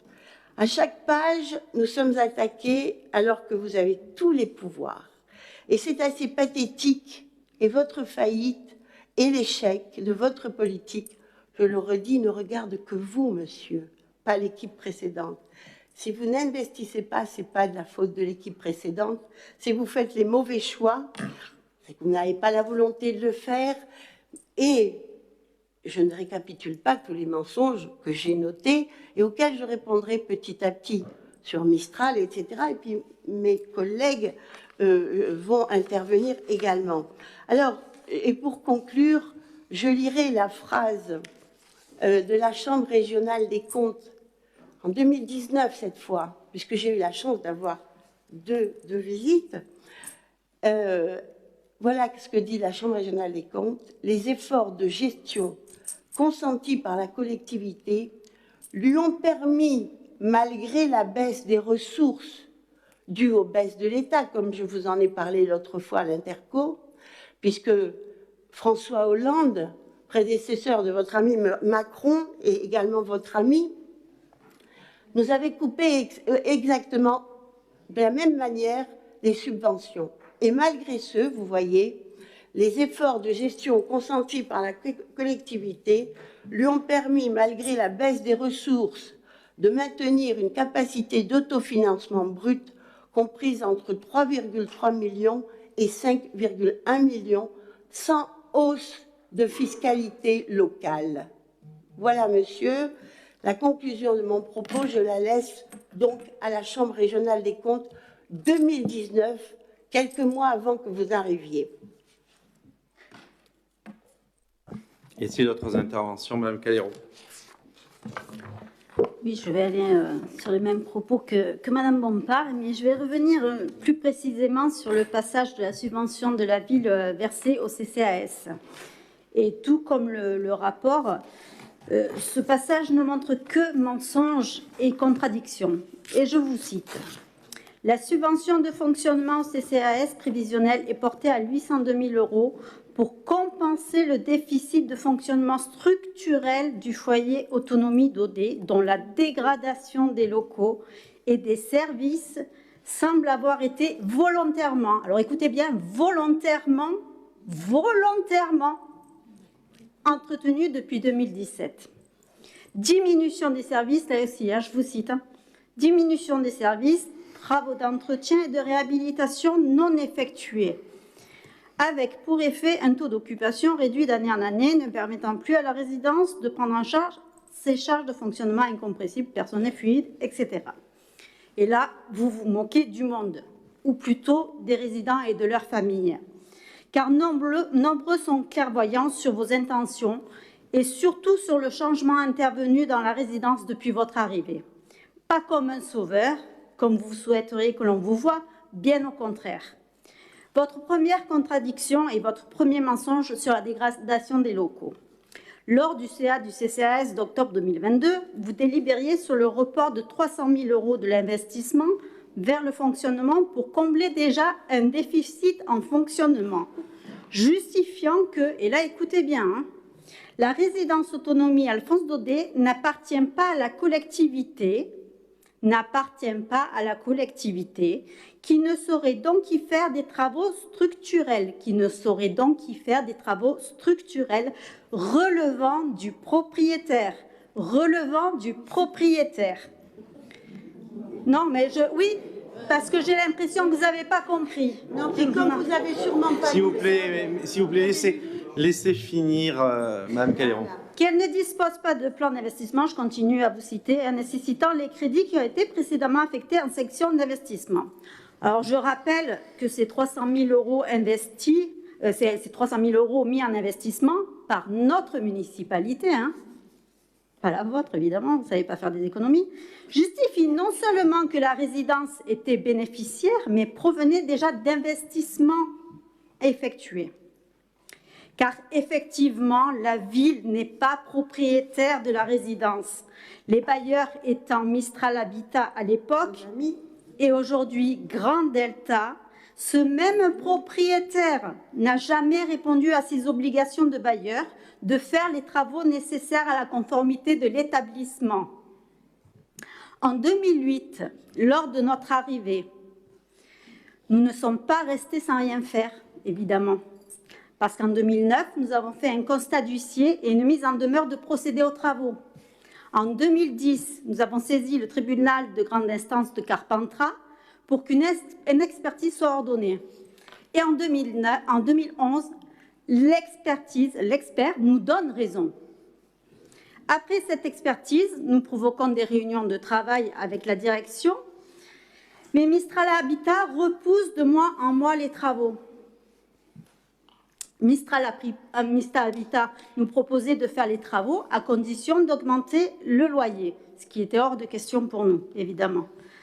Voyant la mauvaise volonté de Mistral Habitat, nous saisissions le tribunal administratif et Mistral Habitat a perdu, condamné à effectuer les travaux dans les 6 mois en 2019. Entre-temps, nous prenions en charge évidemment tous les travaux d'entretien, remplacement chauffe-eau, dalles de sol, etc. Je rappelle que le CCAS, ou la ville, c'est un peu pareil, paye un loyer mensuel à Mistral Habitat, ou aujourd'hui Grand Delta, et des provisions pour travaux. Ce qui rend encore plus scandaleux l'attitude de Mistral Habitat et vos propos. Devant le manque flagrant de volonté de Mistral Habitat, nous avions décidé de construire une nouvelle résidence. Vous devriez pouvoir retrouver les dossiers d'ailleurs au service urbain, Madame Desfonds. Et voilà. Donc, malgré cette condamnation, Mistral Habitat n'effectuant pas les travaux, nous avons demandé des pénalités de retard. Alors, lorsque vous avez été élu, Monsieur Zilio, en conseil d'administration, vous clairvoyez qu'avec vous, tout cela allait changer. Évidemment, Zoro est arrivé, qu'avec vous, Mistral Habitat allait payer. On allait voir ce qu'on allait voir. Puis, on attend un peu, le temps passe. Puis, en avril 2021, votre retour sur les discussions avec Mistral Habitat sont beaucoup moins fanfaronnes. Vous annoncez que Mistral Habitat rénovera que s'il y a augmentation de loyer, ce que nous savions déjà. Que Mistral Habitat n'assume pas ses responsabilités, ce que nous savions déjà. Que Mistral Habitat a annulé 4 fois vos rendez-vous, ce que nous savions déjà. Et le temps passe encore. En avril 2022, encore en CA, vous nous rapportez que la gestion de Valis Habitat laisse à désirer, que vous souhaiteriez que l'application des jugements successifs soit appliquée. Comment ça, depuis votre élection, vous n'avez pas récupéré les pénalités de retard? Vous dites également, nous souhaitons conserver Daudet. Pourquoi vous aviez prévu de vous en débarrasser? Voilà déjà 3 années de passé et 3 années de perdu. Votre deuxième mensonge concerne la diminution de services. Et qu'avez-vous fait pour apporter, vous, un meilleur service aux résidents? Vous supprimez l'agent de maintenance qui faisait les entretiens. Vous supprimez la bibliothèque. Vous supprimez le service à table au restaurant. Vous laissez en panne un ascenseur pendant 1 an. Pendant 1 an. Vous jetez à la déchetterie des meubles qui étaient des dons des familles des résidents partis. Et de quel droit, Madame Gutiérrez, vous les mettez à la déchetterie? C'était des dons au club des résidents. Vous les jetez à la déchetterie sans leur autorisation. Et ces mêmes meubles destinés à la revente lors du vide-grenier. C'était à eux d'à juger, Madame Gutiérrez. C'était pas à vous, c'était au club des résidents. Et vide-grenier, d'ailleurs, dommage, qui a été lui-même supprimé. Vous supprimez les meubles tout neufs installés à l'entrée de la résidence, qui était la petite place du village. Vous supprimez la subvention au club des résidents. Les animations sont réduites au minimum. Vous supprimez l'astreinte physique 24 heures sur 24, ce qui est très grave. Et les dernières nouvelles, on a eu des plaintes comme quoi vous arrêtiez le chauffage en pleine nuit. Voilà.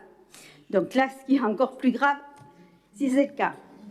En 12 ans, nous avons investi plus de 315 000 €, sans compter les rénovations des appartements après chaque départ de résidents que vous ne faites plus. Lorsque nous sommes arrivés, après vos amis, les résidents n'avaient pas de climatisation dans les salles d'animation et le restaurant. Nous les avons installées. Les animations à Daudet étaient inexistantes. Nous avons mis en place un programme annuel d'activités. Nous avons rénové le restaurant et instauré le service à table parce qu'ils étaient servis à la louche. Et d'ailleurs, ça aussi, vous l'avez supprimé, et c'est revenu à la louche aussi. Le club des résidents n'existait plus. Nous avons mis en place un projet d'établissement. Nous avons d'ailleurs été félicités par l'évaluation externe. Ça vous est jamais arrivé.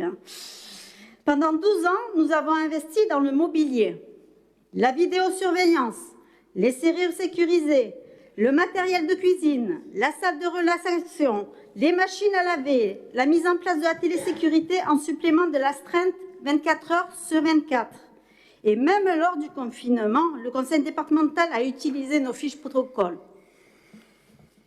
Et pendant tout ce temps, nous avons pris en charge les défaillances de Mistral Habitat, alors qu'ils construisaient à ce moment-là une nouvelle résidence à Mondragon au lieu de rénover la nôtre. Nous avons redonné vie à cette résidence. Nous avons redonné vie à cette résidence. Tout ce que vous avez supprimé, c'est nous qui l'avons fait. Quant au taux d'occupation réduit d'année en année, je préciserai depuis votre arrivée. Je vous rappelle là aussi quelques chiffres. Au 31/12/2018, il y avait 70 résidents. En 2021, il n'en reste plus que 55.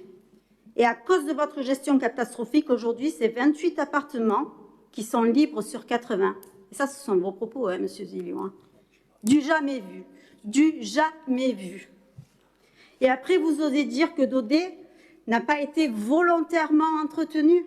Vous n'avez pas honte?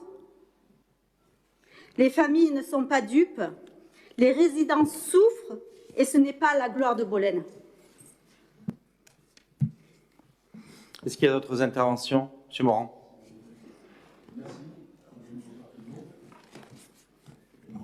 Voilà. Voilà, donc moi je voudrais simplement dire un mot sur le canal de Pierre-Latte. Les autres sujets seront abordés plus tard. Merci de me le dire. Voilà. Alors, il n'y a pas. Vous avez dit, Monsieur Zillot, que ce canal était à l'abandon. Vous savez, tout ce qui est excessif et insignifiant, disait le prince de Talleyrand. J'en suis convaincu. Ce réseau n'était pas à l'abandon, mais géré par l'association d'arrosage du canal de Pierre-Latte. Voyez. Et notre collègue Claude Raoux, qui avait précédemment la charge de ce dossier, n'a pas pu être présent ce soir. Cependant, soucieux de clarté et d'exactitude, il a rédigé une note et m'a demandé de vous la présenter. Voilà. Alors, quelques éléments concernant ce canal de Pierre-Latte. Nous avions entretenu de bonnes relations avec le président de l'association du canal de Pierre-Latte, M. Discours-Montbelli. Une convention tripartite était composée de la CNR, gérant l'apport d'eau dans le canal, puis de la ville de Bolène, et puis du syndicat. Les subventions allouées par la CNR et la ville ont permis au syndicat de fonctionner, en plus, bien sûr, des cotisations des adhérents. Le président, souhaitant choisir les entreprises intervenantes pour l'entretien du canal, sur sa demande, il a proposé de laisser l'entretien total à la ville, hein, lui se réservant la gestion financière avec ses adhérents. Bon. Nous lui avons proposé à plusieurs reprises de se rencontrer avec la CNR et définir un nouveau mode de fonctionnement et de financement. Cela n'a jamais pu aboutir avec le président.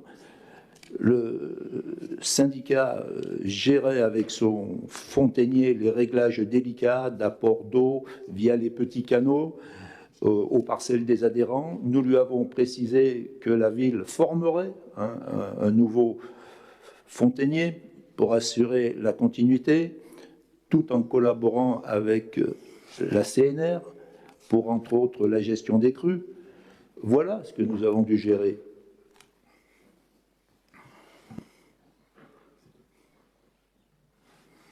Bien, je vais... je vous en prie. Madame Calero, s'il vous plaît, je vais vous répondre des anciens, comme vous dites. Nous, quand on était en place à Daudet, c'était complet. Il y avait la queue pour entrer. Vous êtes partis, ce n'était plus du tout le cas. Parce qu'il ne faut pas dire, vous dites, c'est toujours vous qui avez raison, n'importe comment. C'est pas difficile, mais moi je vous le dis, moi j'ai été élu, je ne m'occupais pas du CCAS dit de Daudet, mais je savais qu'il y avait la queue. On nous appelait pour pouvoir les aider à rentrer et tout, mais il n'y avait pas de place. Tandis que vous, il y a de la place. Mais non, mais les chiffres, les vôtres, je connais les vôtres, oui. Madame, vous n'avez plus la parole. Est-ce qu'il y a d'autres interventions? Bon, je vais vous répondre point par point, notamment sur la question du budget général et des assertions fausses et des mensonges réitérés de Marie-Claude Bompard, mais on n'est plus à ça près, comme vous l'avez dit, tout est excessif et insignifiant, vous l'avez dit vous-même, M. Morand, ce serait bien que votre groupe se l'applique à lui-même. Sur la question des sujets, je vais juste vous en rajouter un autre, celui qui va coûter encore sur la ville de Bolène, c'est celui de l'anneau cycliste. Puisque l'anneau cycliste se fissure au moment où je vous parle, qu'il y a des herbes qui poussent dedans, et que nous allons, par ces malfaçons, devoir aller encore une fois refaire ce que vous n'avez pas su faire correctement. Et au-delà des malfaçons, chère madame, il y a les caprices du maire et des caprices qui coûtent très cher. Ce mur saumonné que vous avez fait refaire à 80 000 € parce que la couleur ne vous allait pas. Cette injonction du tribunal administratif qui vous a sommé de rembourser vos frais de déplacement à Rome pour aller voir le pape, parce que, je l'ai sous les yeux, parce que le tribunal, vous n'avez pas voulu retirer la délibération en conseil par amour-propre ou par fierté mal placée, et c'est le tribunal qui vous a sommé par un avis de somme à payer au nom de Marie-Claude Bompard. Il est là, je le donnerai à la presse en sortant, habitant à Bolène, bizarrement, et dont il faut payer les sommes par rapport à un déplacement qui ne relèverait pas d'un déplacement municipal. Jamais, madame, même si ça fait 10 ans que je suis élu, jamais je n'ai été ni condamné, ni appelé par le Trésor public à rembourser des frais personnels à la collectivité. Alors vous pouvez lever le bras, vous pouvez nous faire toutes les leçons juridiques que vous n'avez pas su donner à votre mari qui a été condamné pour prise illégale d'intérêt.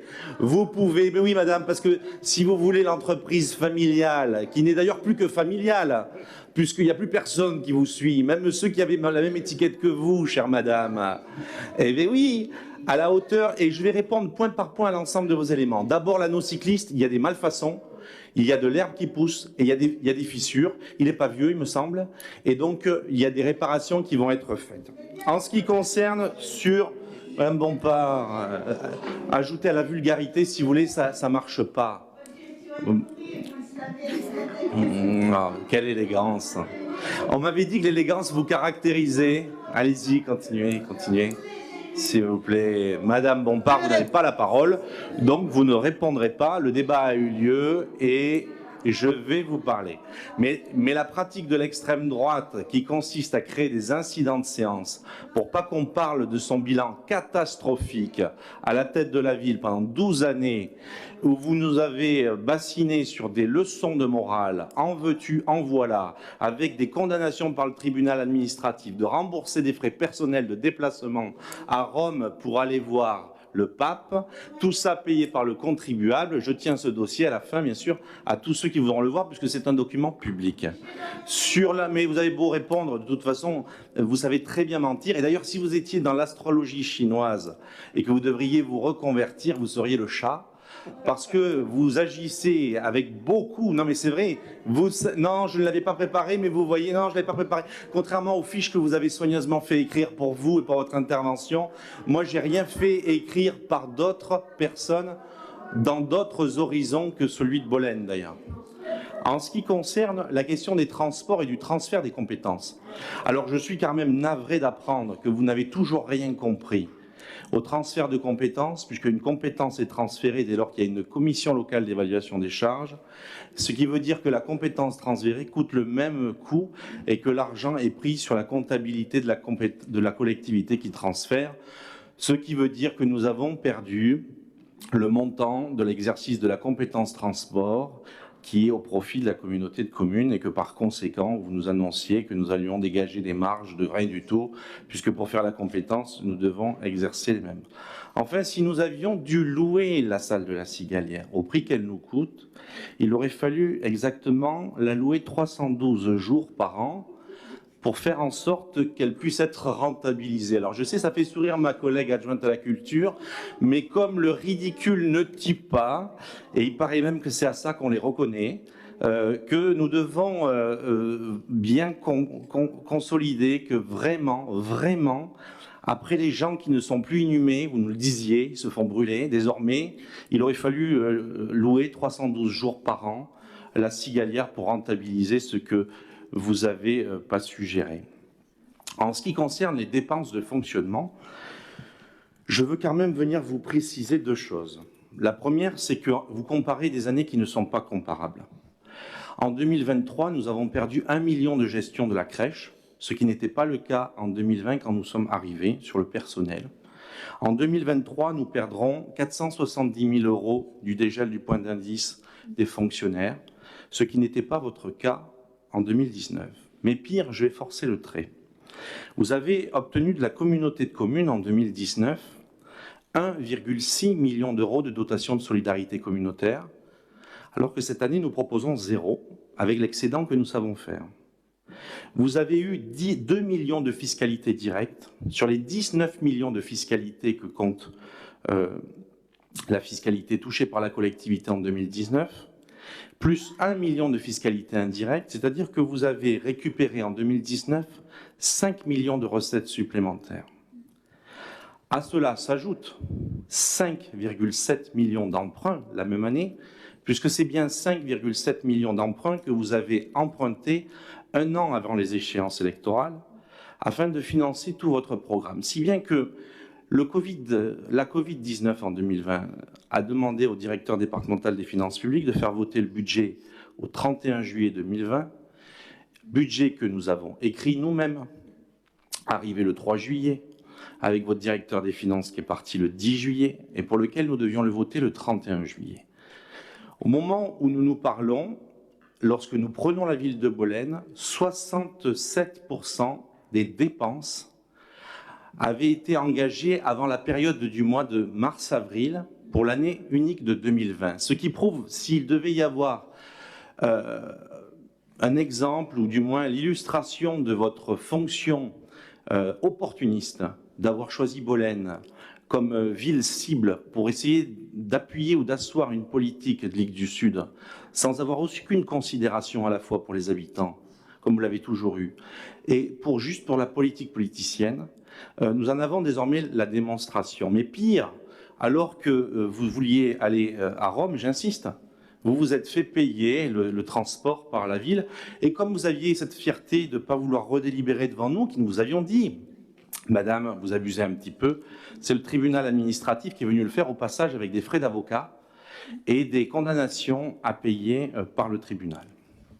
En ce qui concerne le CCAS, je vous attendais sur ce sujet, Madame Calero, parce que même si on vous écrit vos fiches, vous êtes quand même assez prévisible. Je vais vous demander combien était le solde déficitaire de Daudet sur le fonctionnement depuis 2018. Parce que l'exercice 2016 était déficitaire de 5 033... Madame Calero, je sais que... Vous savez, c'est pas parce que vous allez parler très fort, essayer de couvrir notre voix, que la réalité ne sera pas celle que nous allons vous dire. Donc, moi, je vais vous expliquer ce qu'il en est. En ce qui concerne votre exercice déficitaire sur plusieurs exercices de la gestion de Daudet. Vous étiez déficitaire de 5 033 € en 2016. Vous étiez déficitaire de 42 448 € et 37 centimes en 2018. Vous étiez déficitaire de 21 973 € et 92 centimes en 2019. Et dans le même temps, c'est pour ça que je dis volontairement, mais après on a récupéré votre déficit cumulé, bien évidemment. Après nous sommes arrivés et nous avons pris le déficit que vous avez engrangé.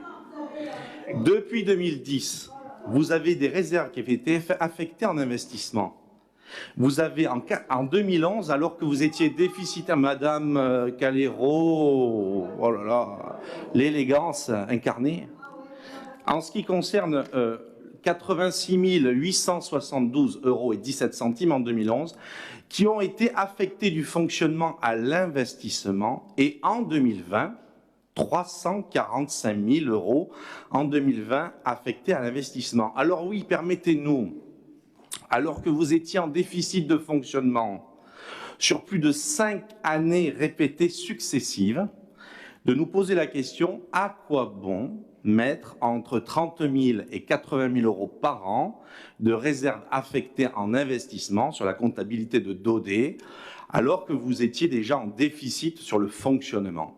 Et donc c'est la question que nous avons posée, nous avons même posé jusqu'à Bercy, ce qui nous a permis de pouvoir reporter en avril 2022 ces 345 000 € que nous n'arrivions pas à avoir, parce que même si ça vous a pas paru compliqué, passer ces 345 000 € affectés en investissement pour les rebasculer en fonctionnement, c'est pas aussi simple dans la comptabilité publique. Et ces 345 000 €, chère madame, c'est exactement, parce qu'on aurait pu tenir pendant des années en essayant de cacher des déficits, mais force est de constater que ces 345 000 €, c'est le complément que nous proposons dans le budget 2023 sur ces 802 000. Pourquoi ?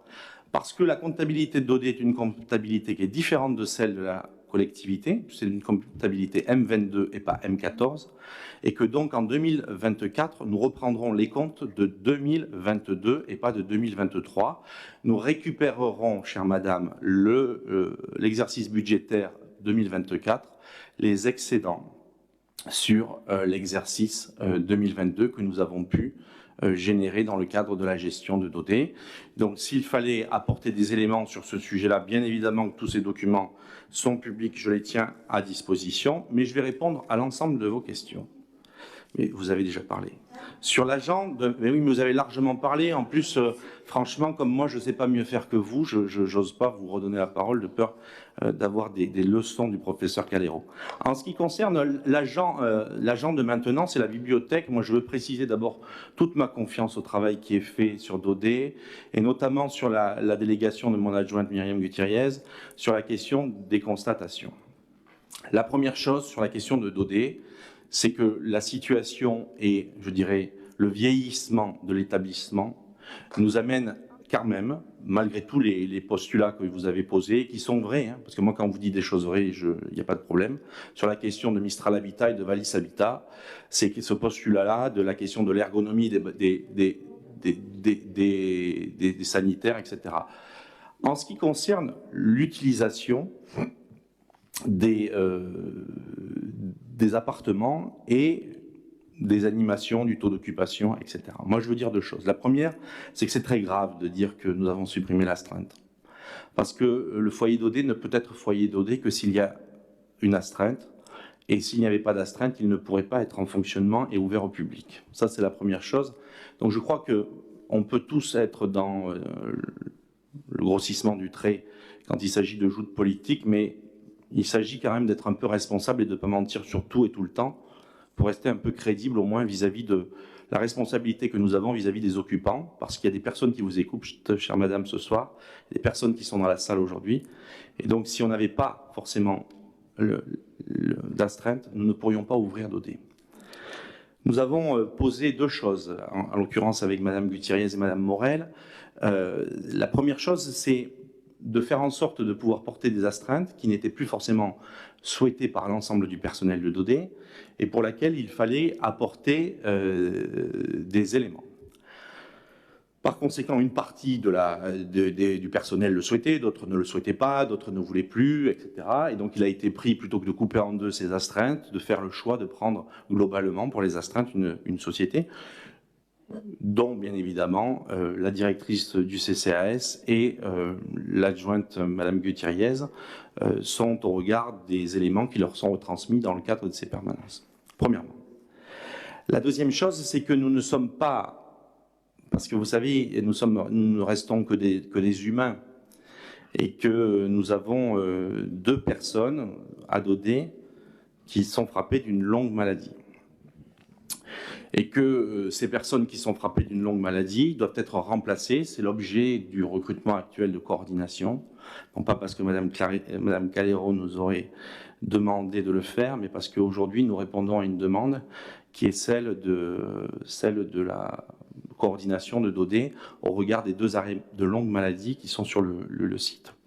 En ce qui concerne les constatations, oui, nous avons fait des constatations d'huissier à notre arrivée, sur le volume de déchets d'appartements qui n'avaient été pas vidés, qui étaient dans un état lamentable. Et donc nous avons ce constat d'huissier de 92 mètres cubes exactement de déchets qui peuplaient les appartements. Et d'ailleurs, j'aurai l'occasion, au moment du vote du budget, de vous en rendre une copie, puisque ce document est totalement public, afin de faire taire toutes les rumeurs inutiles et de montrer que ce constat d'huissier a été fait dès que nous sommes arrivés de l'ensemble de la résistance. Enfin, sur les investissements, oui, je veux dire qu'il y a ceux qui relèvent aujourd'hui de ce bail qui avait été porté d'ailleurs par Robert Hélin, ancien maire de Bolène à l'époque, qui arrive à échéance dans 12 ou 14 ans de mémoire et qui convient de régler pour faire en sorte que les investissements qui peuvent être portés aujourd'hui par Grand Delta Habitat, anciennement Valis, seront de toute façon portés dans l'exigence de ce que nous souhaiterons, nous. Alors oui, je redis, parce que nous souhaitons conserver le foyer de Dodé, nous souhaitons l'améliorer, Nous souhaitons même le réhabiliter en site occupé. C'est pour ça aussi que nous souhaitons faire en sorte qu'il puisse y avoir des appartements de disponibles pour faire en sorte d'avancer tranche par tranche dans le site occupé. Et nous souhaitons aller vite parce que la question du modèle économique sur le foyer d'OD, vous le savez, est en grande partie résorbée à 70-75 appartements sur la totalité. C'est le modèle économique, le seuil est à 70-75 et à partir de là, bien évidemment, le modèle économique et l'équilibre est atteint. En ce qui concerne toutes les animations et tout ce que vous avez pu dire, alors moi je ne rentrerai pas dans le détail de tout parce que vous avez voulu dresser la totalité, la bibliothèque, le meuble, le vide-grenier, l'association. Nous avons fait de chasse aux sorcières à personne, chère madame. Nous avons fait absolument aucune chasse aux sorcières. Nous avons essayé d'avancer correctement. Nous avons fait en sorte aussi de réorganiser les équipes et notamment la coordination qui va nous rejoindre nous permettra de réorganiser les équipes sur place. Et nous essayons d'être le plus proche des demandes de chacun dans le contexte que la loi nous oblige et surtout en maintenant un loyer qui est le loyer qui permet à des résidents de pouvoir bénéficier de ces logements qui sont quand même des prix qui défient toute concurrence et c'est très bien comme cela. Donc sur cette question de Dodé, pour finaliser notre entretien avec le directeur de Grand Delta Habitat et le président de Grand Delta Habitat depuis le début de l'année, que nous avons rencontré quelques jours avant le dernier conseil d'administration, il a été proposé la réhabilitation de premiers appartements, d'un premier appartement témoin en urgence, sans attendre, et de faire en sorte de se conformer aux règles de ces ERP, accueillant des personnes seniors, c'est-à-dire ces bacs de douche qui sont à 9 cm du sol et qui ne sont pas conformes, ces problématiques de poignées saillantes, etc. Et donc, nous souhaitons accélérer cela. Et sur la question de valises, puisque le contentieux court toujours, vous avez engagé des procédures, nous les avons poursuivies, nous avons fait en juillet 2021 une décondamnation. Les travaux n'ont pas été faits, nous avons attaqué de manière à ce qu'il y ait des astreintes. Malgré les astreintes, il n'y a pas eu de condamnation. Nous sommes donc retournés au tribunal administratif sur les travaux à faire. Il y a eu la fusion de Grand Delta et de Valis. Nous nous sommes remis autour de la table et nous avons posé les conditions pour faire en sorte de mettre cet établissement aux normes électriques et aux normes de tout ce qui peut être porté dans un établissement recevant du public, comme la législation le fait. En ce qui concerne Monsieur Morand, pour reprendre vos interrogations sur qui étaient d'ailleurs intéressantes puisque vous avez dit que vous aviez travaillé puis à la fin vous avez dit que ça n'avait pas abouti. Donc moi en principe quand les discussions et la convention n'aboutissent pas c'est que le travail n'a pas été satisfaisant.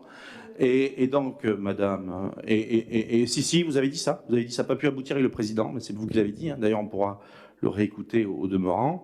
Et du coup, je juste vous dire deux choses. La première, c'est qu'aujourd'hui, Aimé Berbiguet gère ce dossier avec le premier adjoint André Vigli, que sur cette question-là, une assemblée générale a été faite le 17 février de mémoire à la salle Brassens, où un bureau a été, où le 15 a été élu, un président en est sorti, un bureau, et les travaux sont en train d'être portés par le canal, l'ASL du canal de Pierre-Latte, en lien avec les deux communes, puisque vous savez que la maîtrise d'ouvrage est portée à la fois par la ville de Mondragon et la ville de Bolène.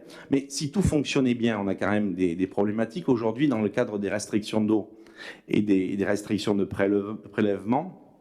Nous étions dans l'incapacité première de pouvoir nous assurer du droit des cotisations, donc du droit d'eau et du prélèvement du droit d'eau.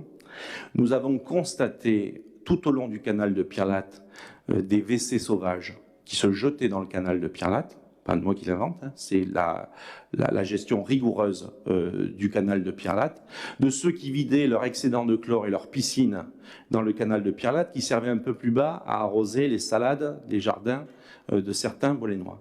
Donc moi je veux bien croire que vous gériez tout de très près, mais force est de constater qu'il y avait quand même un peu des dérives, que vous n'étiez pas forcément au courant de tout, que sur le chemin du Pereiras, et notamment sur la partie Pereiras, nous avons fait appel à une société qui est venue débroussailler et enlever l'ensemble de la friche, si bien que la vanne, qui est une vanne de desserte ou à rue des Joncs, a été, pour la première fois, à mon avis, depuis bien une dizaine d'années, débroussaillée et accessible, qui est un canal de fuite qui permet, quand l'eau est trop forte, de pouvoir l'évacuer. Donc, j'entends ce que vous dites. Moi, je dis simplement qu'aujourd'hui, nous l'avons fait parce que ça n'était pas fait, sinon on ne se serait pas payé le luxe de le faire au regard du budget que nous proposons. Enfin, pour répondre globalement à tout le monde, oui, nous faisons pas un budget d'investissement colossal, à la Marie-Claude Bompard, je dirais. Vous savez, ce genre d'investissement à 13 ou 14 millions dans les terres que vous regrettiez à une époque comme étant les plus fertiles, entre le contre-canal, le canal et puis le Rhône, et pour lequel vous aviez, un jour de février 2009, pris une délibération pour créer à 400 000 euros d'abord un terrain de tennis, parce qu'il devait avoir lieu là-bas. Et puis un jour, vous vous êtes dit, bon, ben, à 440 000 euros, on va peut-être en faire une salle des fêtes, il faut en faire quelque chose. Contre l'avis d'ailleurs de toutes les enquêtes publiques, puisqu'il fallait faire une traversée verte qui reliait le centre-ville jusqu'à... Non, mais ne vous étouffez surtout pas. Et qui devait faire là-bas. Alors là-bas, on devait y mettre des gamins avec leurs petits vélos et leurs petits sacs à dos qui devaient enjamber le pont du canal, le pont de la Sète. C'était très sécurisé. On en était très contents. Et nous, je me rappelle d'un mars 2009 où nous avions voté contre en séance du Conseil, parce que nous étions déjà là et que nous avions vu déjà les dérives. Et puis après, tout s'est accéléré. Il fallait faire un beau bâtiment avec une belle plaque de marbre qui porte fièrement le nom de Marie-Claude Bompard. Et donc, on en...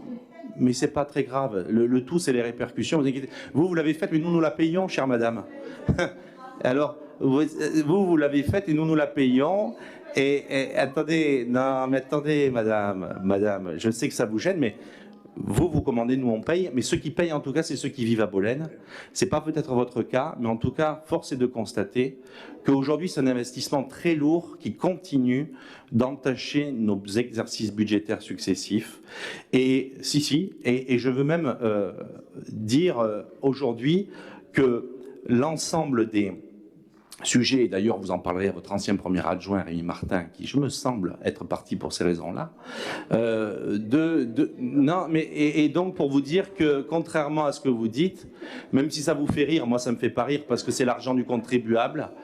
Et donc même si vous en rigolez, je veux vous dire que nous prenons très au sérieux ce sujet que vous nous avez laissé, qui coûte terriblement cher aux Bolénois, qui continuera jusqu'à 2039 de coûter aux Bolénois et qui, aujourd'hui, un peu à l'image de ce que vous avez fait, puisque tout ce que vous avez porté a coûté beaucoup plus cher que ce qui vous aviez organisé. Et donc, je me permettrai de citer le rapport de la Chambre régionale des comptes, chère madame, sur la question de ces investissements, parce qu'il me semble que vous l'avez lu un peu de travers, sur une préconisation de la Chambre régionale des comptes au point 2.3 qui disait que les réalisations budgétaires en investissement, il fallait assurer un meilleur suivi des réalisations en matière d'investissement et affiner son outil de pilotage des investissements en veillant à ce qu'il soit exhaustif et qu'il intègre des éléments correspondant à la soutenabilité financière des opérations programmées. En effet, la Chambre régionale des comptes invite la commune de Bolène à un effort de prévision accru sur les années à venir.